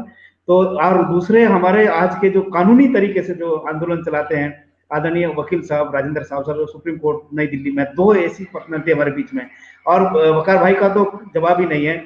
मैं रविंदर सिंह सर के पास फिर चलता हूँ, क्योंकि एक बात कही जो शेड्यूल कास्ट, शेड्यूल ट्राइब के लोग भी नहीं समझ पाते इस बात को, कि जो है कि किस तरह से जो है सवर्ण उनका दुरुपयोग करते हैं, और इसी तरह से अशरफ जो है किस तरह से जो है निचले के पसमानदा मुसलमान का दुरुपयोग करते हैं। इस पर एक डिफरेंस करने के लिए मैं रविंदर साहब के पास चलना चाहता हूँ, फिर राजेंद्र सर के साथ, फिर अली अनवर साहब से मैं पूरी बात करूंगा जो पूरे आंदोलन को आप चलाते हैं। जी सर, रविंदर साहब। हाँ कश्यप जी, मैं पसमानदा जो आंदोलन है या पसमानदा समाज है उसके उपलक्ष्य में या उनके पूरा जो सोशल इंजीनियरिंग स्ट्रक्चर के बारे में मैं इतना जानकार नहीं हूँ, मैं उन पे अपनी राय नहीं रख सकता। खैर मैं जो अगर मैं आप समय दें या परमिशन दें, मैं यही चीज सिख पर्सपेक्टिव में जरूर रख सकता हूँ मैं। जी सर, आपका स्वागत है सर इसमें। जी जी जी, आप वो क्योंकि वो भी माइनॉरिटी है, उसका हिस्सा भी है। हिंदू मुस्लिम सिख ईसाई की जो बात होती है, तो सिखों में भी जो एक डिवीजन है, डिफरेंशिएशन है, नीचे तबके के जो सिख हैं उनको भी इस तरह से प्रताड़ित किया जाता है, अपर कास्ट के जो सिख हैं उनको लेकर के ऐसा भी देखने में मिला। उस पर आप अपनी बात रख सकते हैं जी। नहीं नहीं, देखने को नहीं मिला, ये प्रैक्टिकल है। यहाँ मतलब जो गांव की जो पंजाब में जो गांव की डेमोग्राफी है ना, आप किसी पंजाब के गांव के अंदर एंटर करेंगे तो उसकी डेमोग्राफी से आपको पता लग जाएगा कि ये जो इलाके हैं वो नहीं जाने पूर्व वाले, ये इलाके दलितों के हैं। वो पहले हुआ करता था तालाब हुआ करता था जिसको पंजाबी में छप्पड़ बोलते हैं। वो सारे गांव का जो पानी है, गंदा पानी छप्पड़ों में आता था, तालाब में आता था। तो वो जो उस इलाके के आसपास वहां दलित रहते हैं, आज भी रहते हैं। ये मैं इसलिए बता रहा हूँ कि गांव में जो डेमोग्राफी है ना, जो अपना अपना जहां घर रखा गया है, वो आज तक उसमें बदलाव नहीं आया है। हाँ, आप शहर में चले जाओगे तो शहर में आपका पड़ोसी ब्राह्मण भी हो सकता है, जाट भी हो सकता है, खत्री भी हो सकता है, लेकिन वहां जो शहर में इतनी मतलब कह लो भी जातिगत द्वेष नहीं है जितना गांव में है। गांव में जो जाति भेदभाव है वो बहुत ज्यादा है। और इसका रीजन मेरे हिसाब से ये है कि भी हमारे पास, दलितों के पास कोई आर्थिक ताकत ही नहीं है। दूसरा है हमारे पास सामाजिक ताकत नहीं है। तीसरा तो राजनीतिक ताकत तो खैर है ही नहीं। तो मेरे हिसाब से ये जब तक हम अपने अपने समाज को एजुकेट नहीं करेंगे, उनको सामाजिक स्तर पर आंदोलन, जैसे बामसेफ हैं, ये आके गांव-गांव में प्रचार नहीं करेंगे, उनको जगाएंगे नहीं, तो मेरे हिसाब से जो ऊपर का जो वर्ग है, चाहे कह लो भी अभी धीरे-धीरे पंजाब के जो जाट हैं वो रियलाइज कर रहे हैं कि भाई हम इतने साल वो एलाइटों के साथ रहे और उनके साथ राजनीति चलाई, और लेकिन आखिरकार इतने सालों के बाद उन्हीं को मार पड़ रही है। तो अभी धीरे धीरे उन्होंने रियलाइज करना शुरू किया कि नहीं, हमको ऊपर से मार पड़ रही है, नीचे वो आंदोलन का जो स्लोगन है, किसान मजदूर एकता जिंदाबाद, ये इसका डिस्कोर्स शुरू हुआ है। जो कुछ किसान जथेबंदियां जो कम्युनिस्ट से जुड़ी हुई हैं वो इस डिस्कोर्स को पीछे रख रही हैं, लेकिन जो बाकी जथेबंदियां हैं वो इस डिस्कोर्स को आगे बढ़ा रही हैं।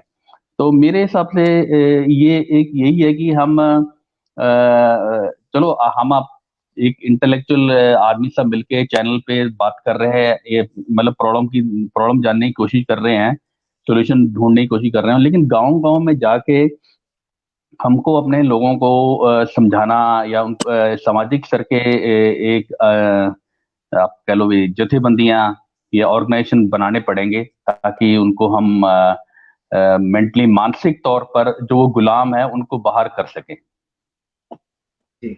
जी थैंक यू सर, बहुत बहुत धन्यवाद। क्योंकि गांव-गांव में जाने की आवश्यकता है।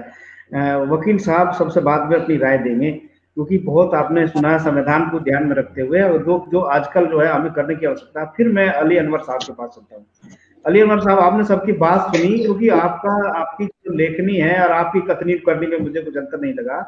आपने काम किया है बहुत ज्यादा, वो एक नया विमर्श दिया है। इस पर जो है थोड़ा सा और राय रखिए सबकी बात सुनते। अली अनवर साहब। सरदार रविंदर सिंह जी जो बात कह रहे थे, वो थोड़ा आवाज थोड़ा कम है सर, थोड़ा जोर से बोलिए। हाँ जी, सरदार रविंदर सिंह जी ने जो बात कही है वो बिल्कुल सही है, 16 आने सही है। जो हिंदू समाज में की जो समस्या है, जातीय आधारित जो समाज जिस तरह से बटा हुआ है, मुस्लिम समाज जिस तरह से फैजी साहब जिसकी तरफ इशारा कर बटा, तो सिख समाज भी बटा हुआ है। मैं तो बल्कि यहाँ तक कहूँगा कि बाबा साहब अम्बेडकर ने तो हिंदू धर्म का त्याग कर बुद्धिज्म को स्वीकार किया था, अंगीकार किया था। उस बुद्धिज्म में भी माने ये बीमारी ऐसी है कि वहां भी ये बीमारी हमको, इसके कई उदाहरण हैं, अलग से कभी बात होगी तो बताएंगे कि वहां भी ये भेदभाव पहुंच गया है। और इसमें दलाई लामा तक को एक मामले में इंटरवेन करना पड़ा और उसमें उन्होंने अफसोस जताया कि यहाँ भी इस तरह की बीमारी आ गई है। तो खैर ये बात सही है। अब देखिए पूरे डिस्कशन में दो चीजों पर मैं टिप्पणी करूंगा। एक तो वकार साहब ने जो बात रखी है, लेकिन इमरान साहब पता नहीं चले गए कि हैं, ये आप हमको बता दें। वो चले गए तब भी हम बात करेंगे, लेकिन वो रहते तो ज्यादा अच्छा होता। इमरान नौजवान है, इसलिए पहले उनकी बात कर लूं, तब मैं आऊंगा फैजी साहब ने जो सवाल उठाए। एक तो वकार, हाँ अच्छी बात है, इमरान साहब भी हैं और वकार साहब भी हैं। देखिए इमरान साहब, आप ये सही कह रहे हैं कि अभी का जो दौर चल रहा है उसमें देखिए दो तरह की बात है। एक तो अगर उसको हम अपने तरह से कहें तो ये कहेंगे कि देखिए हम लोग अस्मिता की लड़ाई लड़ रहे हैं यहाँ बैठ करके, पहचान की, जिसको पहचान कहते हैं, अंग्रेजी में आइडेंटिटी कहते हैं। हम लोगों की पहचान उर्दू में हम लोग कहते हैं कि खिल्त मिल्त हो गई है, माने फटा गई है। हम बड़ी आबादी के लोग हैं, हमारा बड़ा हक हकूक है, हमारी बड़ी जिम्मेवारी भी है, हमको लीडरशिप में होना चाहिए, बड़े कबीले का, बड़ी जमात का होने के नाते। तो पावर चूंकि वोट से राजपाट बनता है तो उसमें होना चाहिए, लेकिन वहां हमारी नुमाइंदगी जो है बिल्कुल सिफर है, नहीं के बराबर है। तो ये लड़ाई हम लोग अभी लड़ ही रहे थे, और बल्कि हमारे यहाँ तो बहुत इनिशियल स्टेज में है। हिंदू समाज तो उस लड़ाई में बहुत पहले से है और उसके बड़े पुरखे, नामवर, कद्दावर लोग गुजरे हैं। हमारे यहाँ तो अभी इनिशियल स्टेज में है। आजादी के समय कुछ लोगों ने, जिनका नाम हमने गिनाया, वो आवाज उठी थी, लेकिन फिर उसको जमींदोज कर दिया गया, जमीन के नीचे गाड़ दिया गया। तो ये नए सिरे से जो हम लोग उठे, तो अभी का जो दौर चल रहा है 6 साल से, वो इमरान साहब की पीड़ा हम समझ सकते हैं कि वो ठीक है। पहचान की लड़ाई पर अस्तित्व की लड़ाई आगे आ गई है। एग्जिस्टेंस, जहां तलवार लटक रही हो गर्दन पर, जहां हमारे घर पर बाहर से हमला हो गया हो, तो हमारे आपस में के जो मतभेद हैं, हमारी हक तलफी होती है, हमारी हकमारी होती है, तो उस लड़ाई से बड़ी लड़ाई भी, एनआरसी का आपने जिक्र किया, बिल्कुल सही किया, वो लड़ाई।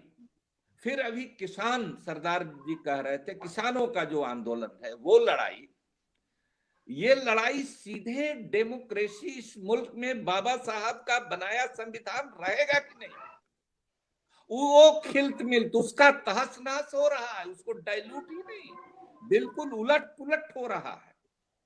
हमारी जो डेमोक्रेसी है, जमहूरियत है, वो बचेगी कि नहीं, ये उपाय हो रहा है कि कश्यप जी, आप जो ये बहस करा रहे हैं, इस तरह से ये डिजिटल मीडिया को और सोशल मीडिया को इस तरह से किया जाए कि हम लोग भी ये डिस्कशन नहीं कर सके।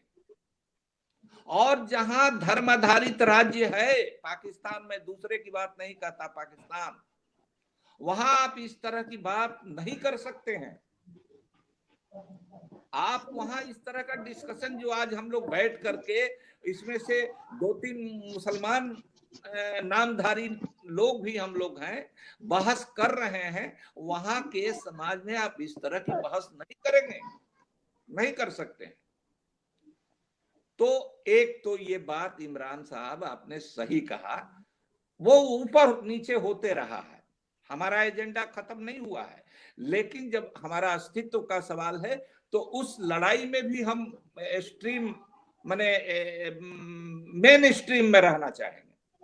और हमारे पुरखे थे जिनका नाम रखा हमने, हसीन बिहारी, कय्यूम अंसारी साहब, मियां अब्दुल मालिक दानापुरी, अतीकुर रहमान आरवी साहब, वो फ्रीडम मूवमेंट में भी अपने समाज में हसब नसब ऊंच नीच के मामले की लड़ाई लड़ते हुए जब आजादी की लड़ाई लड़ी तो उस मेन स्ट्रीम में भी वो शामिल हुए।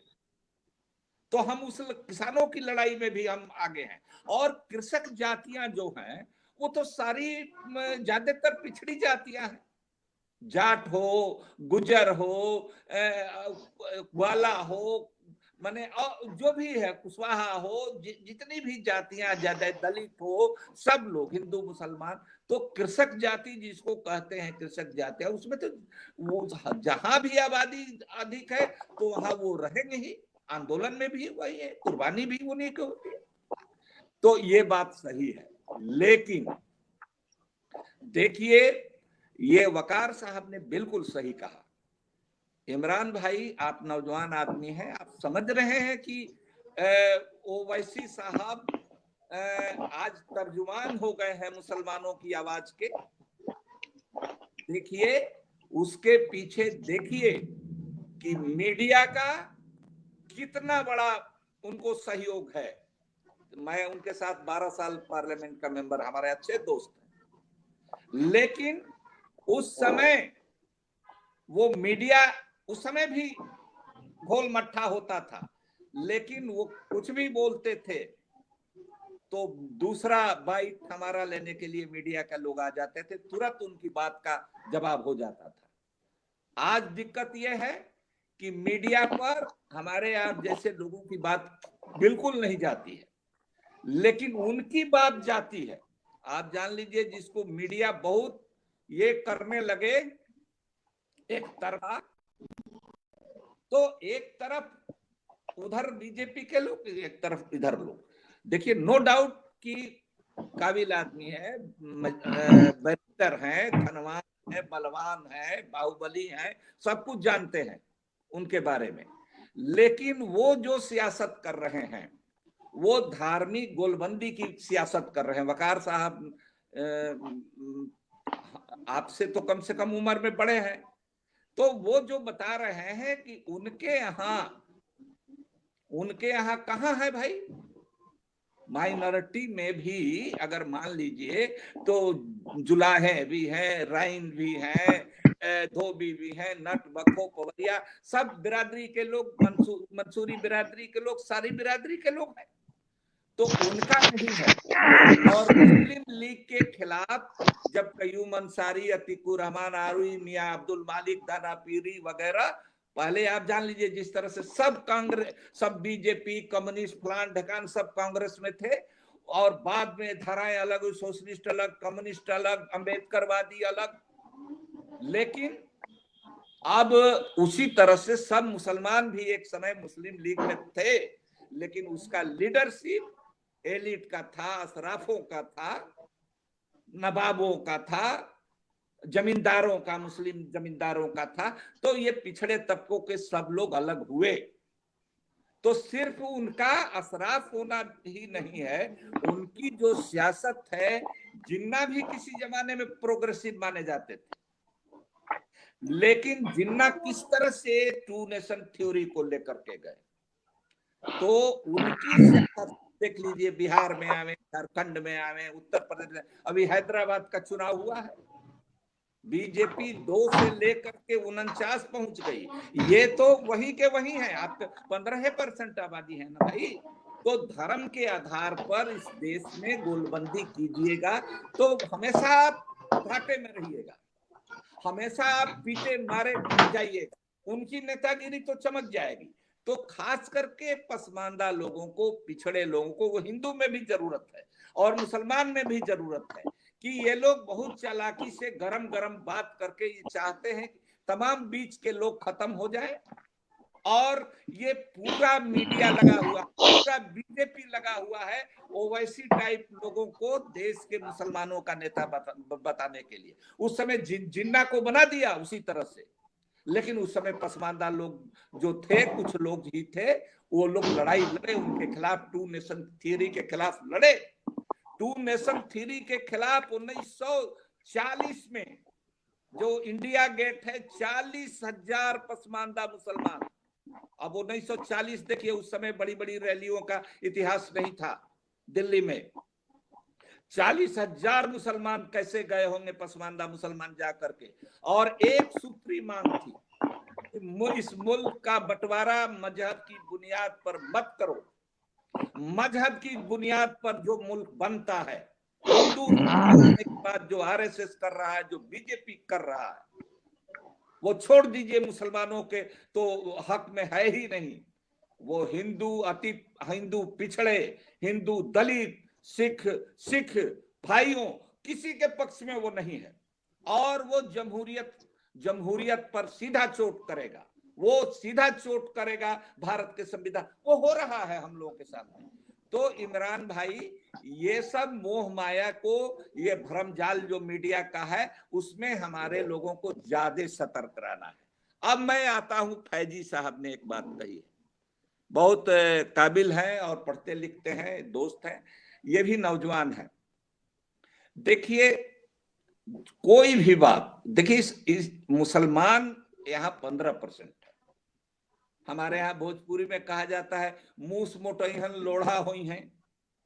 तो भाई 15% की जो सांप्रदायिकता है, एक तो वो इस जड़ नहीं, आप जान लीजिए सावरकर हिंदू राष्ट्र का फलसफा लेकर के सबसे पहले आए, और उसकी प्रतिक्रिया में मैंने कहा कि जिन्ना किसी समय में प्रोग्रेसिव आदमी समझे जाते थे, लेकिन उसकी प्रतिक्रिया में ये इस्लामी राष्ट्र का फलसफा लेकर, टू नेशन थ्योरी लेकर के आए, बाद में आए, कई साल बाद में आए और उस तरफ बढ़े। इनको नहीं जाना चाहिए था, अड़े रहना चाहिए था। अगर हमारे जैसा आदमी रहता तो अड़ा रहता। तो ये बात आप समझ लीजिए कि हिंदू राष्ट्र और मुस्लिम राष्ट्र, तो उसके लिए हम फैजी साहब से कहना चाहेंगे बहुत प्यार से कि देखिए, उसमें मुसलमान सांप्रदायिकता के लिए अगर खूब चाहेगा भी तो 85% बहुमत की, देखिए सीधा बात है कि जो बहुमत की बहुमत आबादी अगर सांप्रदायिक हो जाती है तो फासिज्म की तरफ बढ़ती है, वो संविधान का गला घोटती है, वो संसद में आग लगाती है, वो डेमोक्रेसी का गला घोट देती है, संविधान का गला घोट देती है। और ये जो मुस्लिम फिरका परस्ती है, उससे ये बात सही है कि वो कमजोर है, कम है, लेकिन वो हिंदू फिरका परस्ती को वो पूरक का काम करती है। हम सब जगह जाते हैं, कहते हैं कि देखिए मुस्लिम जो फिरका परस्ती है, हिंदू फिरका परस्ती को उसी तरह से जमाने का काम करती है जिस तरह से 2 चम्मच जो जोरन का काम एक हांडी गुनगुना दूध में 2 चम्मच दही डाल करके दूध को दही बनाया जाता है। तो कोई भी माइनॉरिटी की जो फिरका परस्ती है,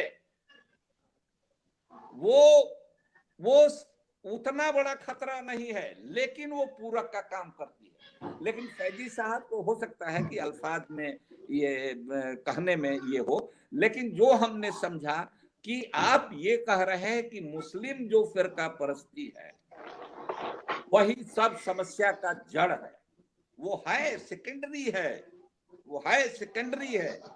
वो फासिज्म के तरफ चाह करके भी नहीं जा सकता है। तो इस फर्क को समझना होगा, और कोई भी सवाल होता है समय का। जी जी जी जी, थैंक यू अली अनवर साहब। जी जी, वो अलग है और उसको देखना। आज जी हम जी, लोग डिस्कशन कर रहे हैं दोनों की बातों का जवाब आ गया सर। ये कल जी sir, thank you. Thank you. देखिए, अभी बहुत सारी बातें हुई यहाँ पर, कुरान की, गीता की, और बहुत सारे लोगों ने सवाल भी खड़ा किए हैं। और क्योंकि हमारा ये विषय है कि जो है कि ये एकता कैसे स्थापित हो, और मैं अंत में जो है वकील साहब से शुरू किया था, और वकील साहब के पास फिर आता हूँ। वकील साहब, इन सब चीजों को देखते हुए, क्योंकि आप संविधान के जानकार हैं, समीक्षक हैं, मेरी अपनी समझ ये कहती है किसी कुरान पढ़ो तो अल्लाह नजर आएगा, गीता पढ़ो तो भगवान नजर आएगा, और कुरान पढ़ोगे तो भगवान नहीं मिलेगा, और गीता पढ़ोगे तो अल्लाह नहीं मिलेगा, लेकिन संविधान पढ़ेंगे तो अल्लाह और भगवान दोनों एक साथ दिखाई देंगे उसमें, वो क्योंकि वो सब पर समान रूप से लागू होता है। हमें एकता स्थापित करने के लिए अपने इस संविधान को कैसे उसका इस्तेमाल किया जाए समाज करने के लिए, मैं वकील साहब से अनुरोध करता हूं कि इस पूरी डिबेट का सार बताते हुए कि कैसे पिछड़ा और पसमानता एक समान, और हिंदू हो या मुसलमान, इस विषय को तथ्य पर सिद्ध करने के लिए जो है, आइए फिर मैं वकार साहब से अंत में बात और लूंगा। जी सर।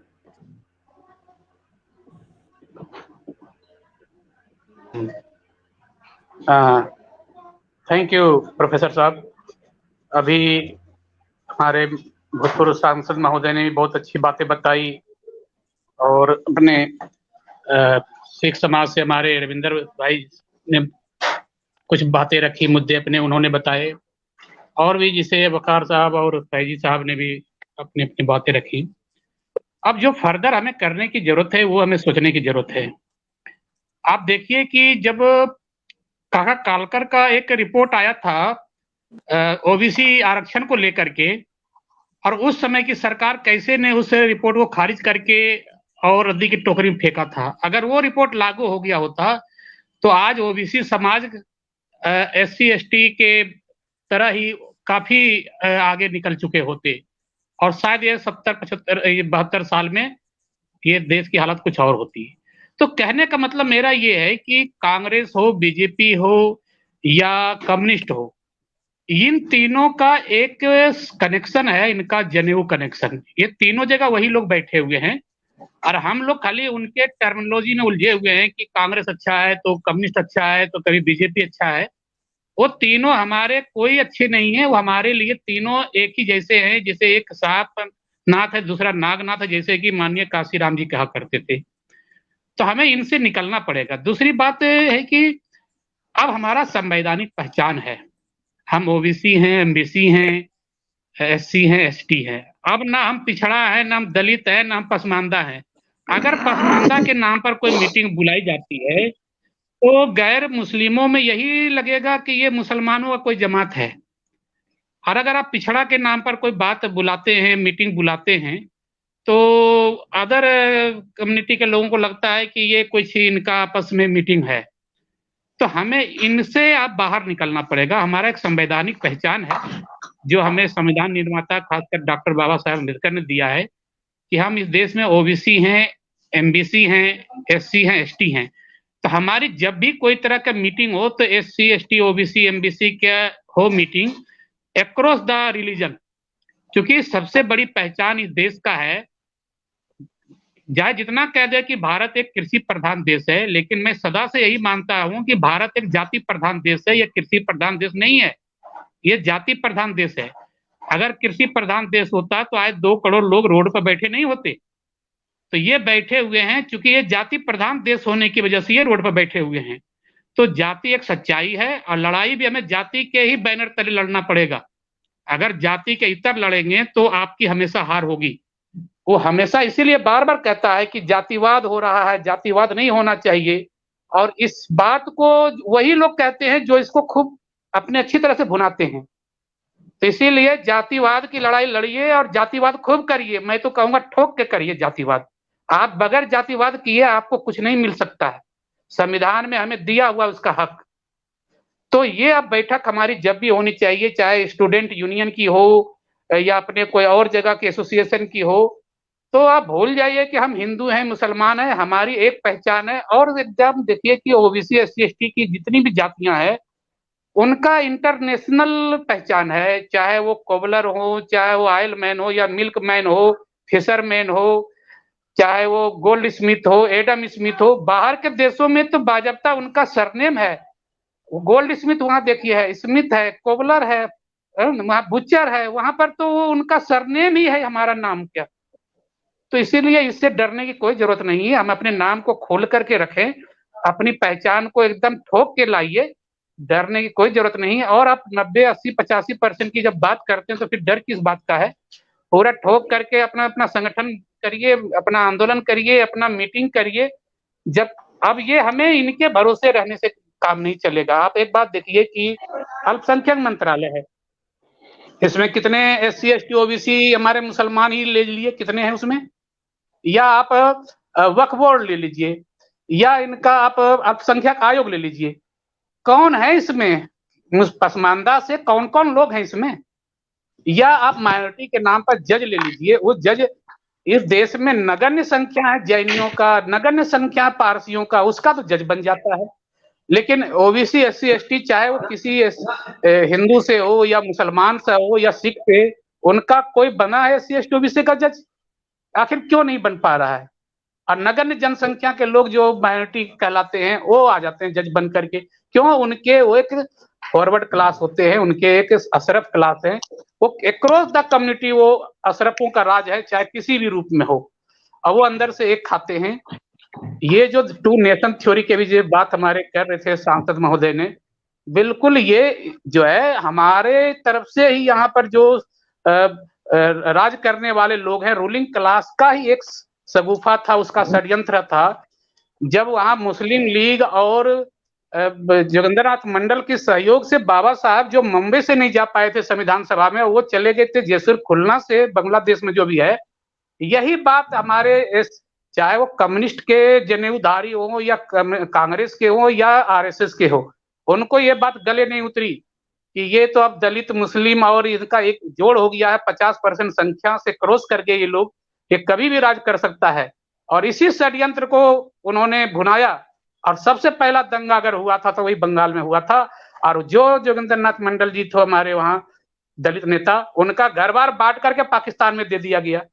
तो जिन्ना तो एक मोहरा था, उसे तो एक बने बनाए तस्तरी में प्लेट कर परोस करके दिया गया उनको पाकिस्तान। तो हमें जो है SC ST OBC की लड़ाई सिर्फ भारत में नहीं, हमारी इसकी लड़ाई अक्रॉस पाकिस्तान होनी चाहिए, इसकी अक्रॉस अफगानिस्तान होनी चाहिए, इसकी लड़ाई अक्रॉस हमें बांग्लादेश होनी चाहिए। ये हम एक ही भारत के टुकड़े हैं सारे, तो हमारे वहां भी लोग हैं और उनके साथ वही हो रहा है जो यहाँ हमारे साथ हो रहा है। तो हमारी जो है एक बैनर होनी चाहिए SC ST OBC की, जो पिछड़ा है, चाहे उनका नाम पसमानदा हो या पिछड़ा हो, लेकिन उनका सीधा अलग अलग जातियों का बैठक कभी नहीं होना चाहिए। कई बार क्या होता है कि जाति के नाम पर बैठकें हो रही है और उसमें उनके तो हाउसफुल हो जाते हैं, लेकिन आप किसी दिन SC ST OBC की बैठक करिए तो कुर्सियां भी नहीं भरी जा रही हैं। तो यही सबसे बड़ी कमी है हमारी, कि जब तक हमें ये समझ में नहीं आएगा कि हमारी पहचान क्या है, तब तक हमें कोई समाधान नहीं मिल सकता है। और वो जो है विपक्ष हमेशा इसी बात से डरता है कि कभी इनका इस नाम से कभी ना हो।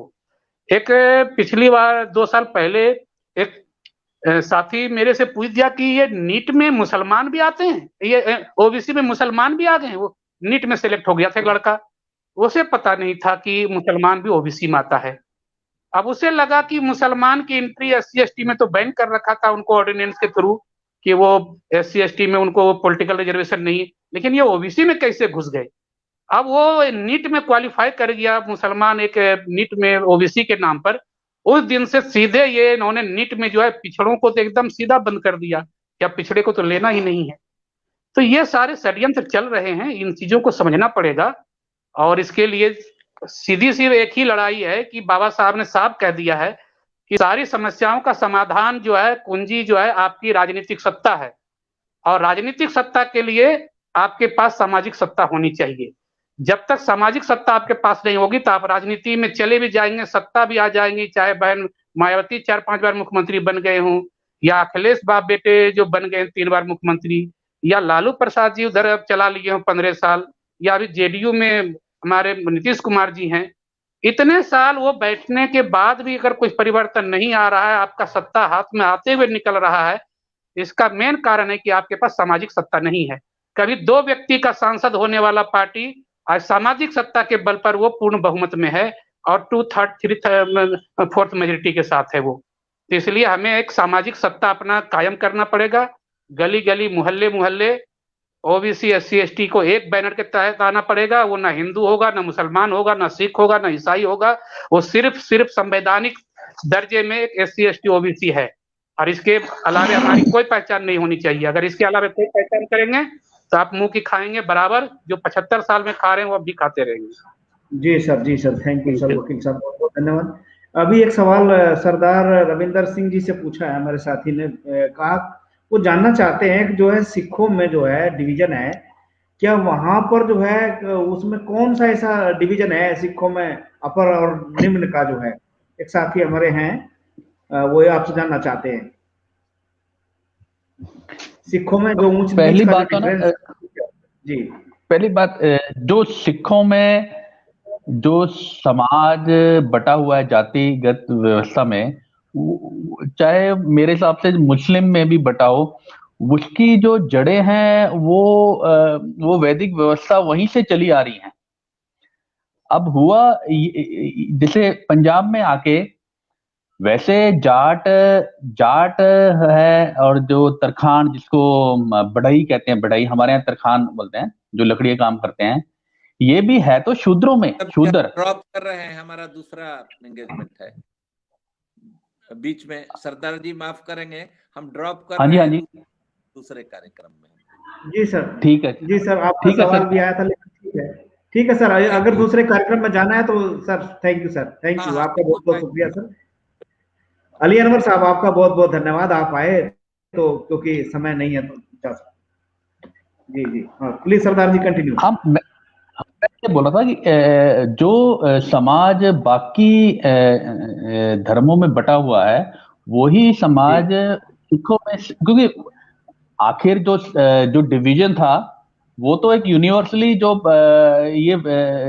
जो भारत में था वो सब जगह था, तो वही डिवीजन सिखों में भी है। लेकिन सिखों में क्या हुआ, जो शूद्र जैसे जाट हैं, तरखान है, एक राय सिख भी होते हैं, ये शूद्र जातियां, इनके पास क्या हुआ, कंबोज जिसको बोलते हैं, इनके पास जमीन आ गई। जब ये जमीनों के मालिक बन गए, तो जमीनों के मालिक बनने से क्या हुआ, हरित क्रांति के कारण जो आर्थिक इनकी आर्थिक है वो बहुत बदल गई।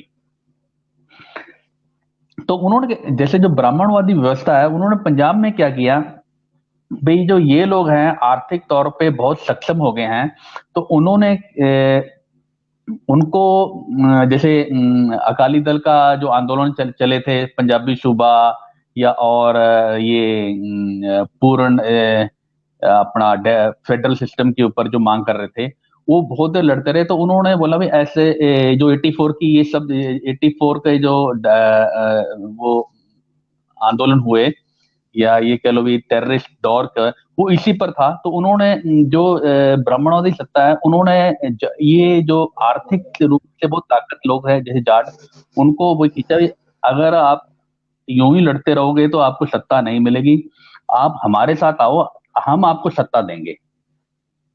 तो उन्होंने क्या किया, ये जो शूद्रों में थे, जो आर्थिक तौर पे बड़े सक्षम लोग थे, उनको पंजाब में राजनीतिक सत्ता पकड़ा दी।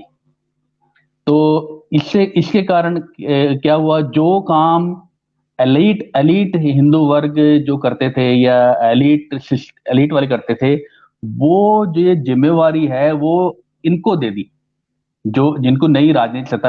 अब ये पिछले 40-50 साल से पंजाब में ज्यादा जो राजनीतिक ताकत है जाटों के पास रही। तो इन्होंने जो दलितों के हक है, चाहे रिजर्वेशन पे लगा लो या और आर्थिक, इन्होंने वही जो दलितों के हक है वो काफी इन्होंने खत्म किए, या मतलब हमारे जो हक मिलने चाहिए थे, चाहे फाइनेंशियली जो स्कीम्स थी वो पहुंचने नहीं दी। अब लगा लो जो पंजाब की एजुकेशन जो सिस्टम है, वो उसमें भी दाल रोटी, बस स्कूल में बच्चे जाएंगे सिर्फ दाल रोटी के लिए जाएंगे। तो कहने का मतलब है जैसे आपने कश्यप जी ने सवाल पूछा था, जो समाज का बंटवारा है वो तो सेम तर्ज पे है, पर इसमें थोड़ी बहुत ही सिख कह लो या पंजाब में थोड़ी बहुत ही जो हेरफेर ये हुई है कि जो कुछ जो जातियां जिनके पास जमीन थी वो उन्होंने ब्राह्मणवादी फलसफा लागू करने में उन्होंने बहुत ज्यादा रोल प्ले किया। हाँ जी Kashyap ji. Thank you sir. Waqar साहब जो है ना, मैं क्योंकि समय भी हमारा हो चला है ज्यादा, वकार साहब जो है वकील साहब ने भी डिस्कशन किया इस बात पर कि जो क्या करना चाहिए। जो पसमानदा है वो अपनी हक की लड़ाई लड़ रहा है, ओबीसी अपने हक की लड़ाई लड़ रहा है, और एक तरह से दोनों की दोनों लड़ाइयां जो हैं, दोनों के दोनों हक मांगने के जो तरीके हैं मुझे कहीं अलग अलग दिख रहे हैं, क्योंकि दोनों एक हैं, ओबीसी हैं। और मंडल कमीशन का चर्चा वकील साहब ने किया, तो मंडल कमीशन में हिंदू ओबीसी और मुस्लिम ओबीसी की चर्चा है, एक तरह से वहीं से निकल करके आया। तो इस पूरी डिबेट का सार देते हुए, क्योंकि हमारा जो विषय आज है वो हमारा विषय इसी बात पर है कि पिछड़ा पसमानदा ओबीसी एक समान, हिंदू हो या मुसलमान, ये विषय हमारा आज है। तो इसका सार देते हुए मैं आपसे अनुरोध करता हूं, क्योंकि इस डिबेट को भी हम समाप्त करेंगे।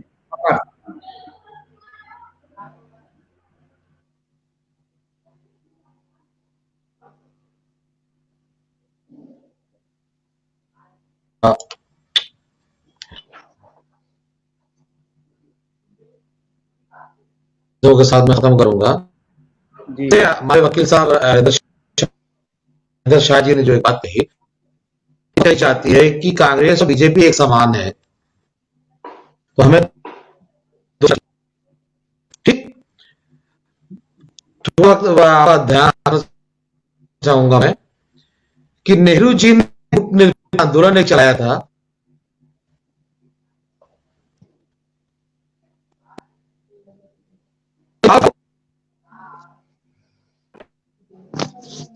वकार साहब आपकी आवाज जो है डिस्टर्ब है आज, थोड़ा आवाज को चेक करिए। तो मेरी आवाज आ रही है अभी? आ गई है। हेलो जी, आपकी आवाज रुक रुक के आ रही है, कुछ डिस्टरबेंस है लग रहा है नेटवर्क में। जी हेलो। हाँ जी।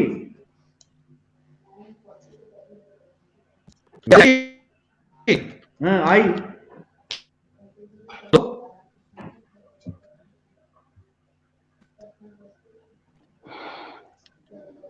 लगता है उधर नेटवर्क की कमी के कारण ये समस्या है। सरदार जी कुछ इशारा कर रहे थे, कुछ अपनी बात कहने के लिए। हेलो। हाँ, मैं जैसे अपने वकील साहब हैं, उन्होंने पे जोर दिया कि हमको अपनी जाति असल में ये चक्कर क्या है ना, जाति चलो हम शादी ब्याह करते हैं उसी जाति में करते हैं, नौकरियां लेते हैं उसी सर्टिफिकेट दे के लेते हैं, कुछ भी वो जाति। लेकिन जब कोई पूछता है तब हम डरते हैं बोलने के। तो हमारे में ये इन्फीरिटी कॉम्प्लेक्स है ना, ये हमको ले डूबता है।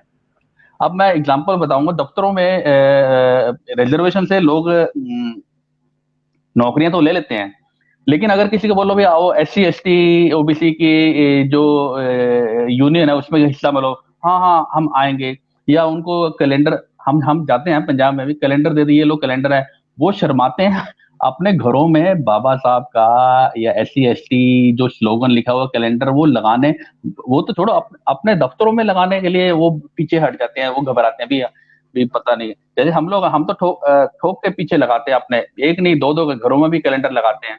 इसमें इन्फिनिटी कॉम्प्लेक्स होता है। ये तो हमारा सिक्योरिटी कॉम्प्लेक्स है। हम यहाँ इस देश के राजे थे, शासन हमारे पास था। तो जब मेरे कहने का मतलब है ये इन्फिनिटी कॉम्प्लेक्स खत्म करना होगा।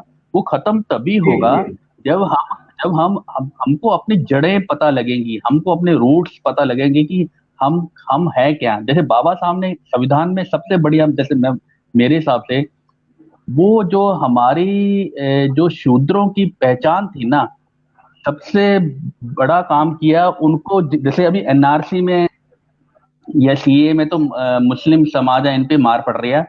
उनको पता था कि फ्यूचर में ऐसा हो सकता। उन्होंने क्या किया, पूरे शूद्र समाज को या शूद्रों में जितने भी हैं उनको इस देश का नागरिक बनाने के लिए एक सूची बना दी, जिसको हम शेड्यूल कास्ट लिस्ट बोलते हैं। भाई आने वाले समय में अगर ये करेंगे भी ये यहाँ से भगाना है तो वो निकाल लेते। अभी मैं जैसे एससी हूँ, चमार हूँ, तो भी मेरा नाम तो संविधान में दर्ज है, मैं तो इस देश का नागरिक हूँ, मेरे को तो प्रूव करने की जरूरत भी नहीं है। तो मतलब बाबा साहब ने सबसे बढ़िया काम क्या किया, इन सारी जो जातियां थी ओबीसी, जो ओबीसी में आती थी, एससी में आती, एससी, उनको एक सूची डाल के रजिस्टर कर दिया, ताकि भी ये जो सिटीजन वाला जो लफड़ा है इन पर ना पड़े। हाँ कश्यप जी, मैं अपनी बात रख दी, आप जी जी जी दूसरों। जी वकार साहब निकल गए लग रहा है, वकार साहब, क्योंकि नेटवर्क आज उनका भी डिस्टरबेंस में है और इधर जो है इनका भी डिस्टरबेंस में है वकार साहब का। तो सर इस बैठक की समीक्षा करने के लिए मैं फिर वकील साहब को ही आमंत्रित करूंगा। अभी एक इमरान से भी एक सवाल है। अभी अली अनवर साहब जो कह गए थे, अली अनवर साहब ये कहे थे कि जो है कि युवाओं को जोश के साथ होश को भी रखना चाहिए, क्यों इस पे आप सहमत है इमरान भाई? जोश के साथ होश। इमरान भाई, अली अनवर साहब ने कहा कि मैं जोश के साथ होश रखने की भी मैं मतलब आपको शिक्षा देता हूं, आपके बारे में कहा था उन्होंने जी, ये आपने ध्यान दिया?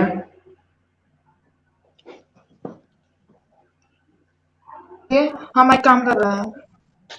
हाँ वकार साहब देखिए समीक्षा इसको करिएगा पूरा। जी वकार साहब। जी आवाज आई क्या मेरी? अभी आवाज आ गई आपकी, क्लियर हो गई। अब अपनी बात पूरी कहिए, समीक्षा दीजिए जी। देखिए मेरी आवाज आ रही है ना?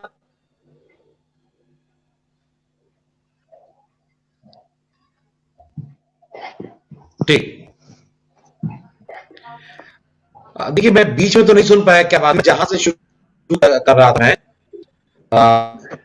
मैं वहां से ही बात करूंगा कि जो कांग्रेस और के बीच में हम एक नया रास्ता तलाश करने की कोशिश कर रहे हैं बहुत आने से, थर्ड फ्रंट टाइप में या बीच में नीचे वाले भी कर रहे हैं।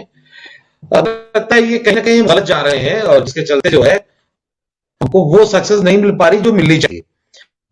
जैसा कि मैंने मिसाल दिया कि गुट निरपेक्ष के तौर पे जाने जाते थे जवाहरलाल नेहरू। हम अमेरिका के साथ हैं ना हम रसिया के साथ हैं, उनमें अच्छे खासे मेंबर भी थे। शीत युद्ध के दौरान तक वो चलता रहा। शीत युद्ध के बाद सीधा दिखता था रसिया की तरफ। तो जो एक लफ्ज होते कि दो लोगों में सबसे कम कमीना कौन है, उनके करीब जाया जाता है। पहली बार लॉर्ड कलायू ने एंट्री किया था, सिराजुद्दौला से नहीं रहा था, उन्हें सिराजुद्दौला के विरोध में इनको मिलाया था,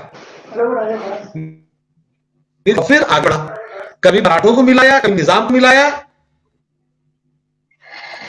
और यही काम भाजपा ने भी किया था कि शिवसेना कर लिया महाराष्ट्र पे और नीतीश कुमार को मिला करके उसने बिहार पे कब्जा कर लिया है।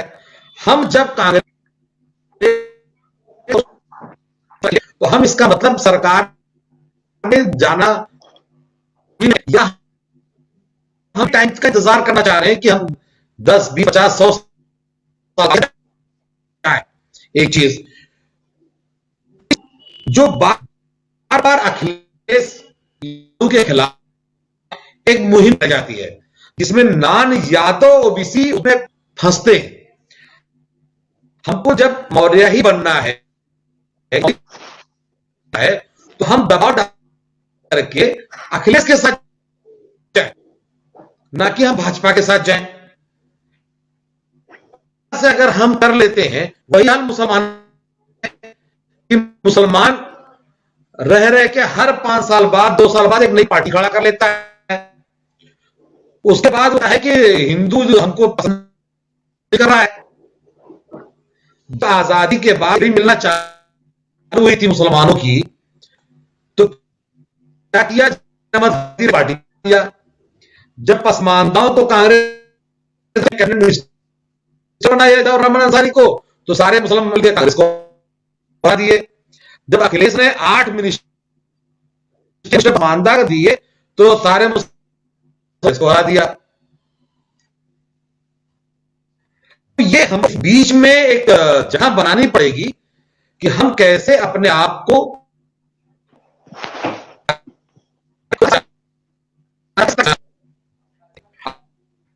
के साथ भी जा रहे हैं। कांग्रेस सत्ता में थी, लोग उनके साथ जाते हैं। अगर हमारा मौर्य भी सत्ता में रहेगा तो हम पसमानदाओं तो सत्ता में जाने के साधन हमें अपनाने चाहिए। जैसे रविंदर सिंह जी ने कहा कि पंजाब में जाटों,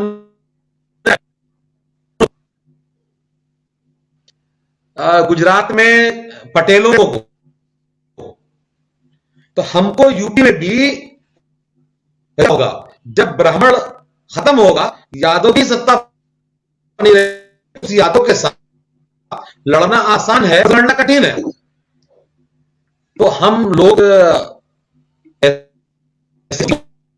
पसमानदा लोग, सब लोग मिलकर के हम लोग काम करते हैं। हमें चाहिए, दिक्कत आ रही है अगुवाई की। कोई भी कर रहा है, तेजस्वी कर रहा है, आग मतलब उसके साथ जाना चाहिए। अखिलेश कर रहे हैं तो भी उनके साथ जाना चाहिए।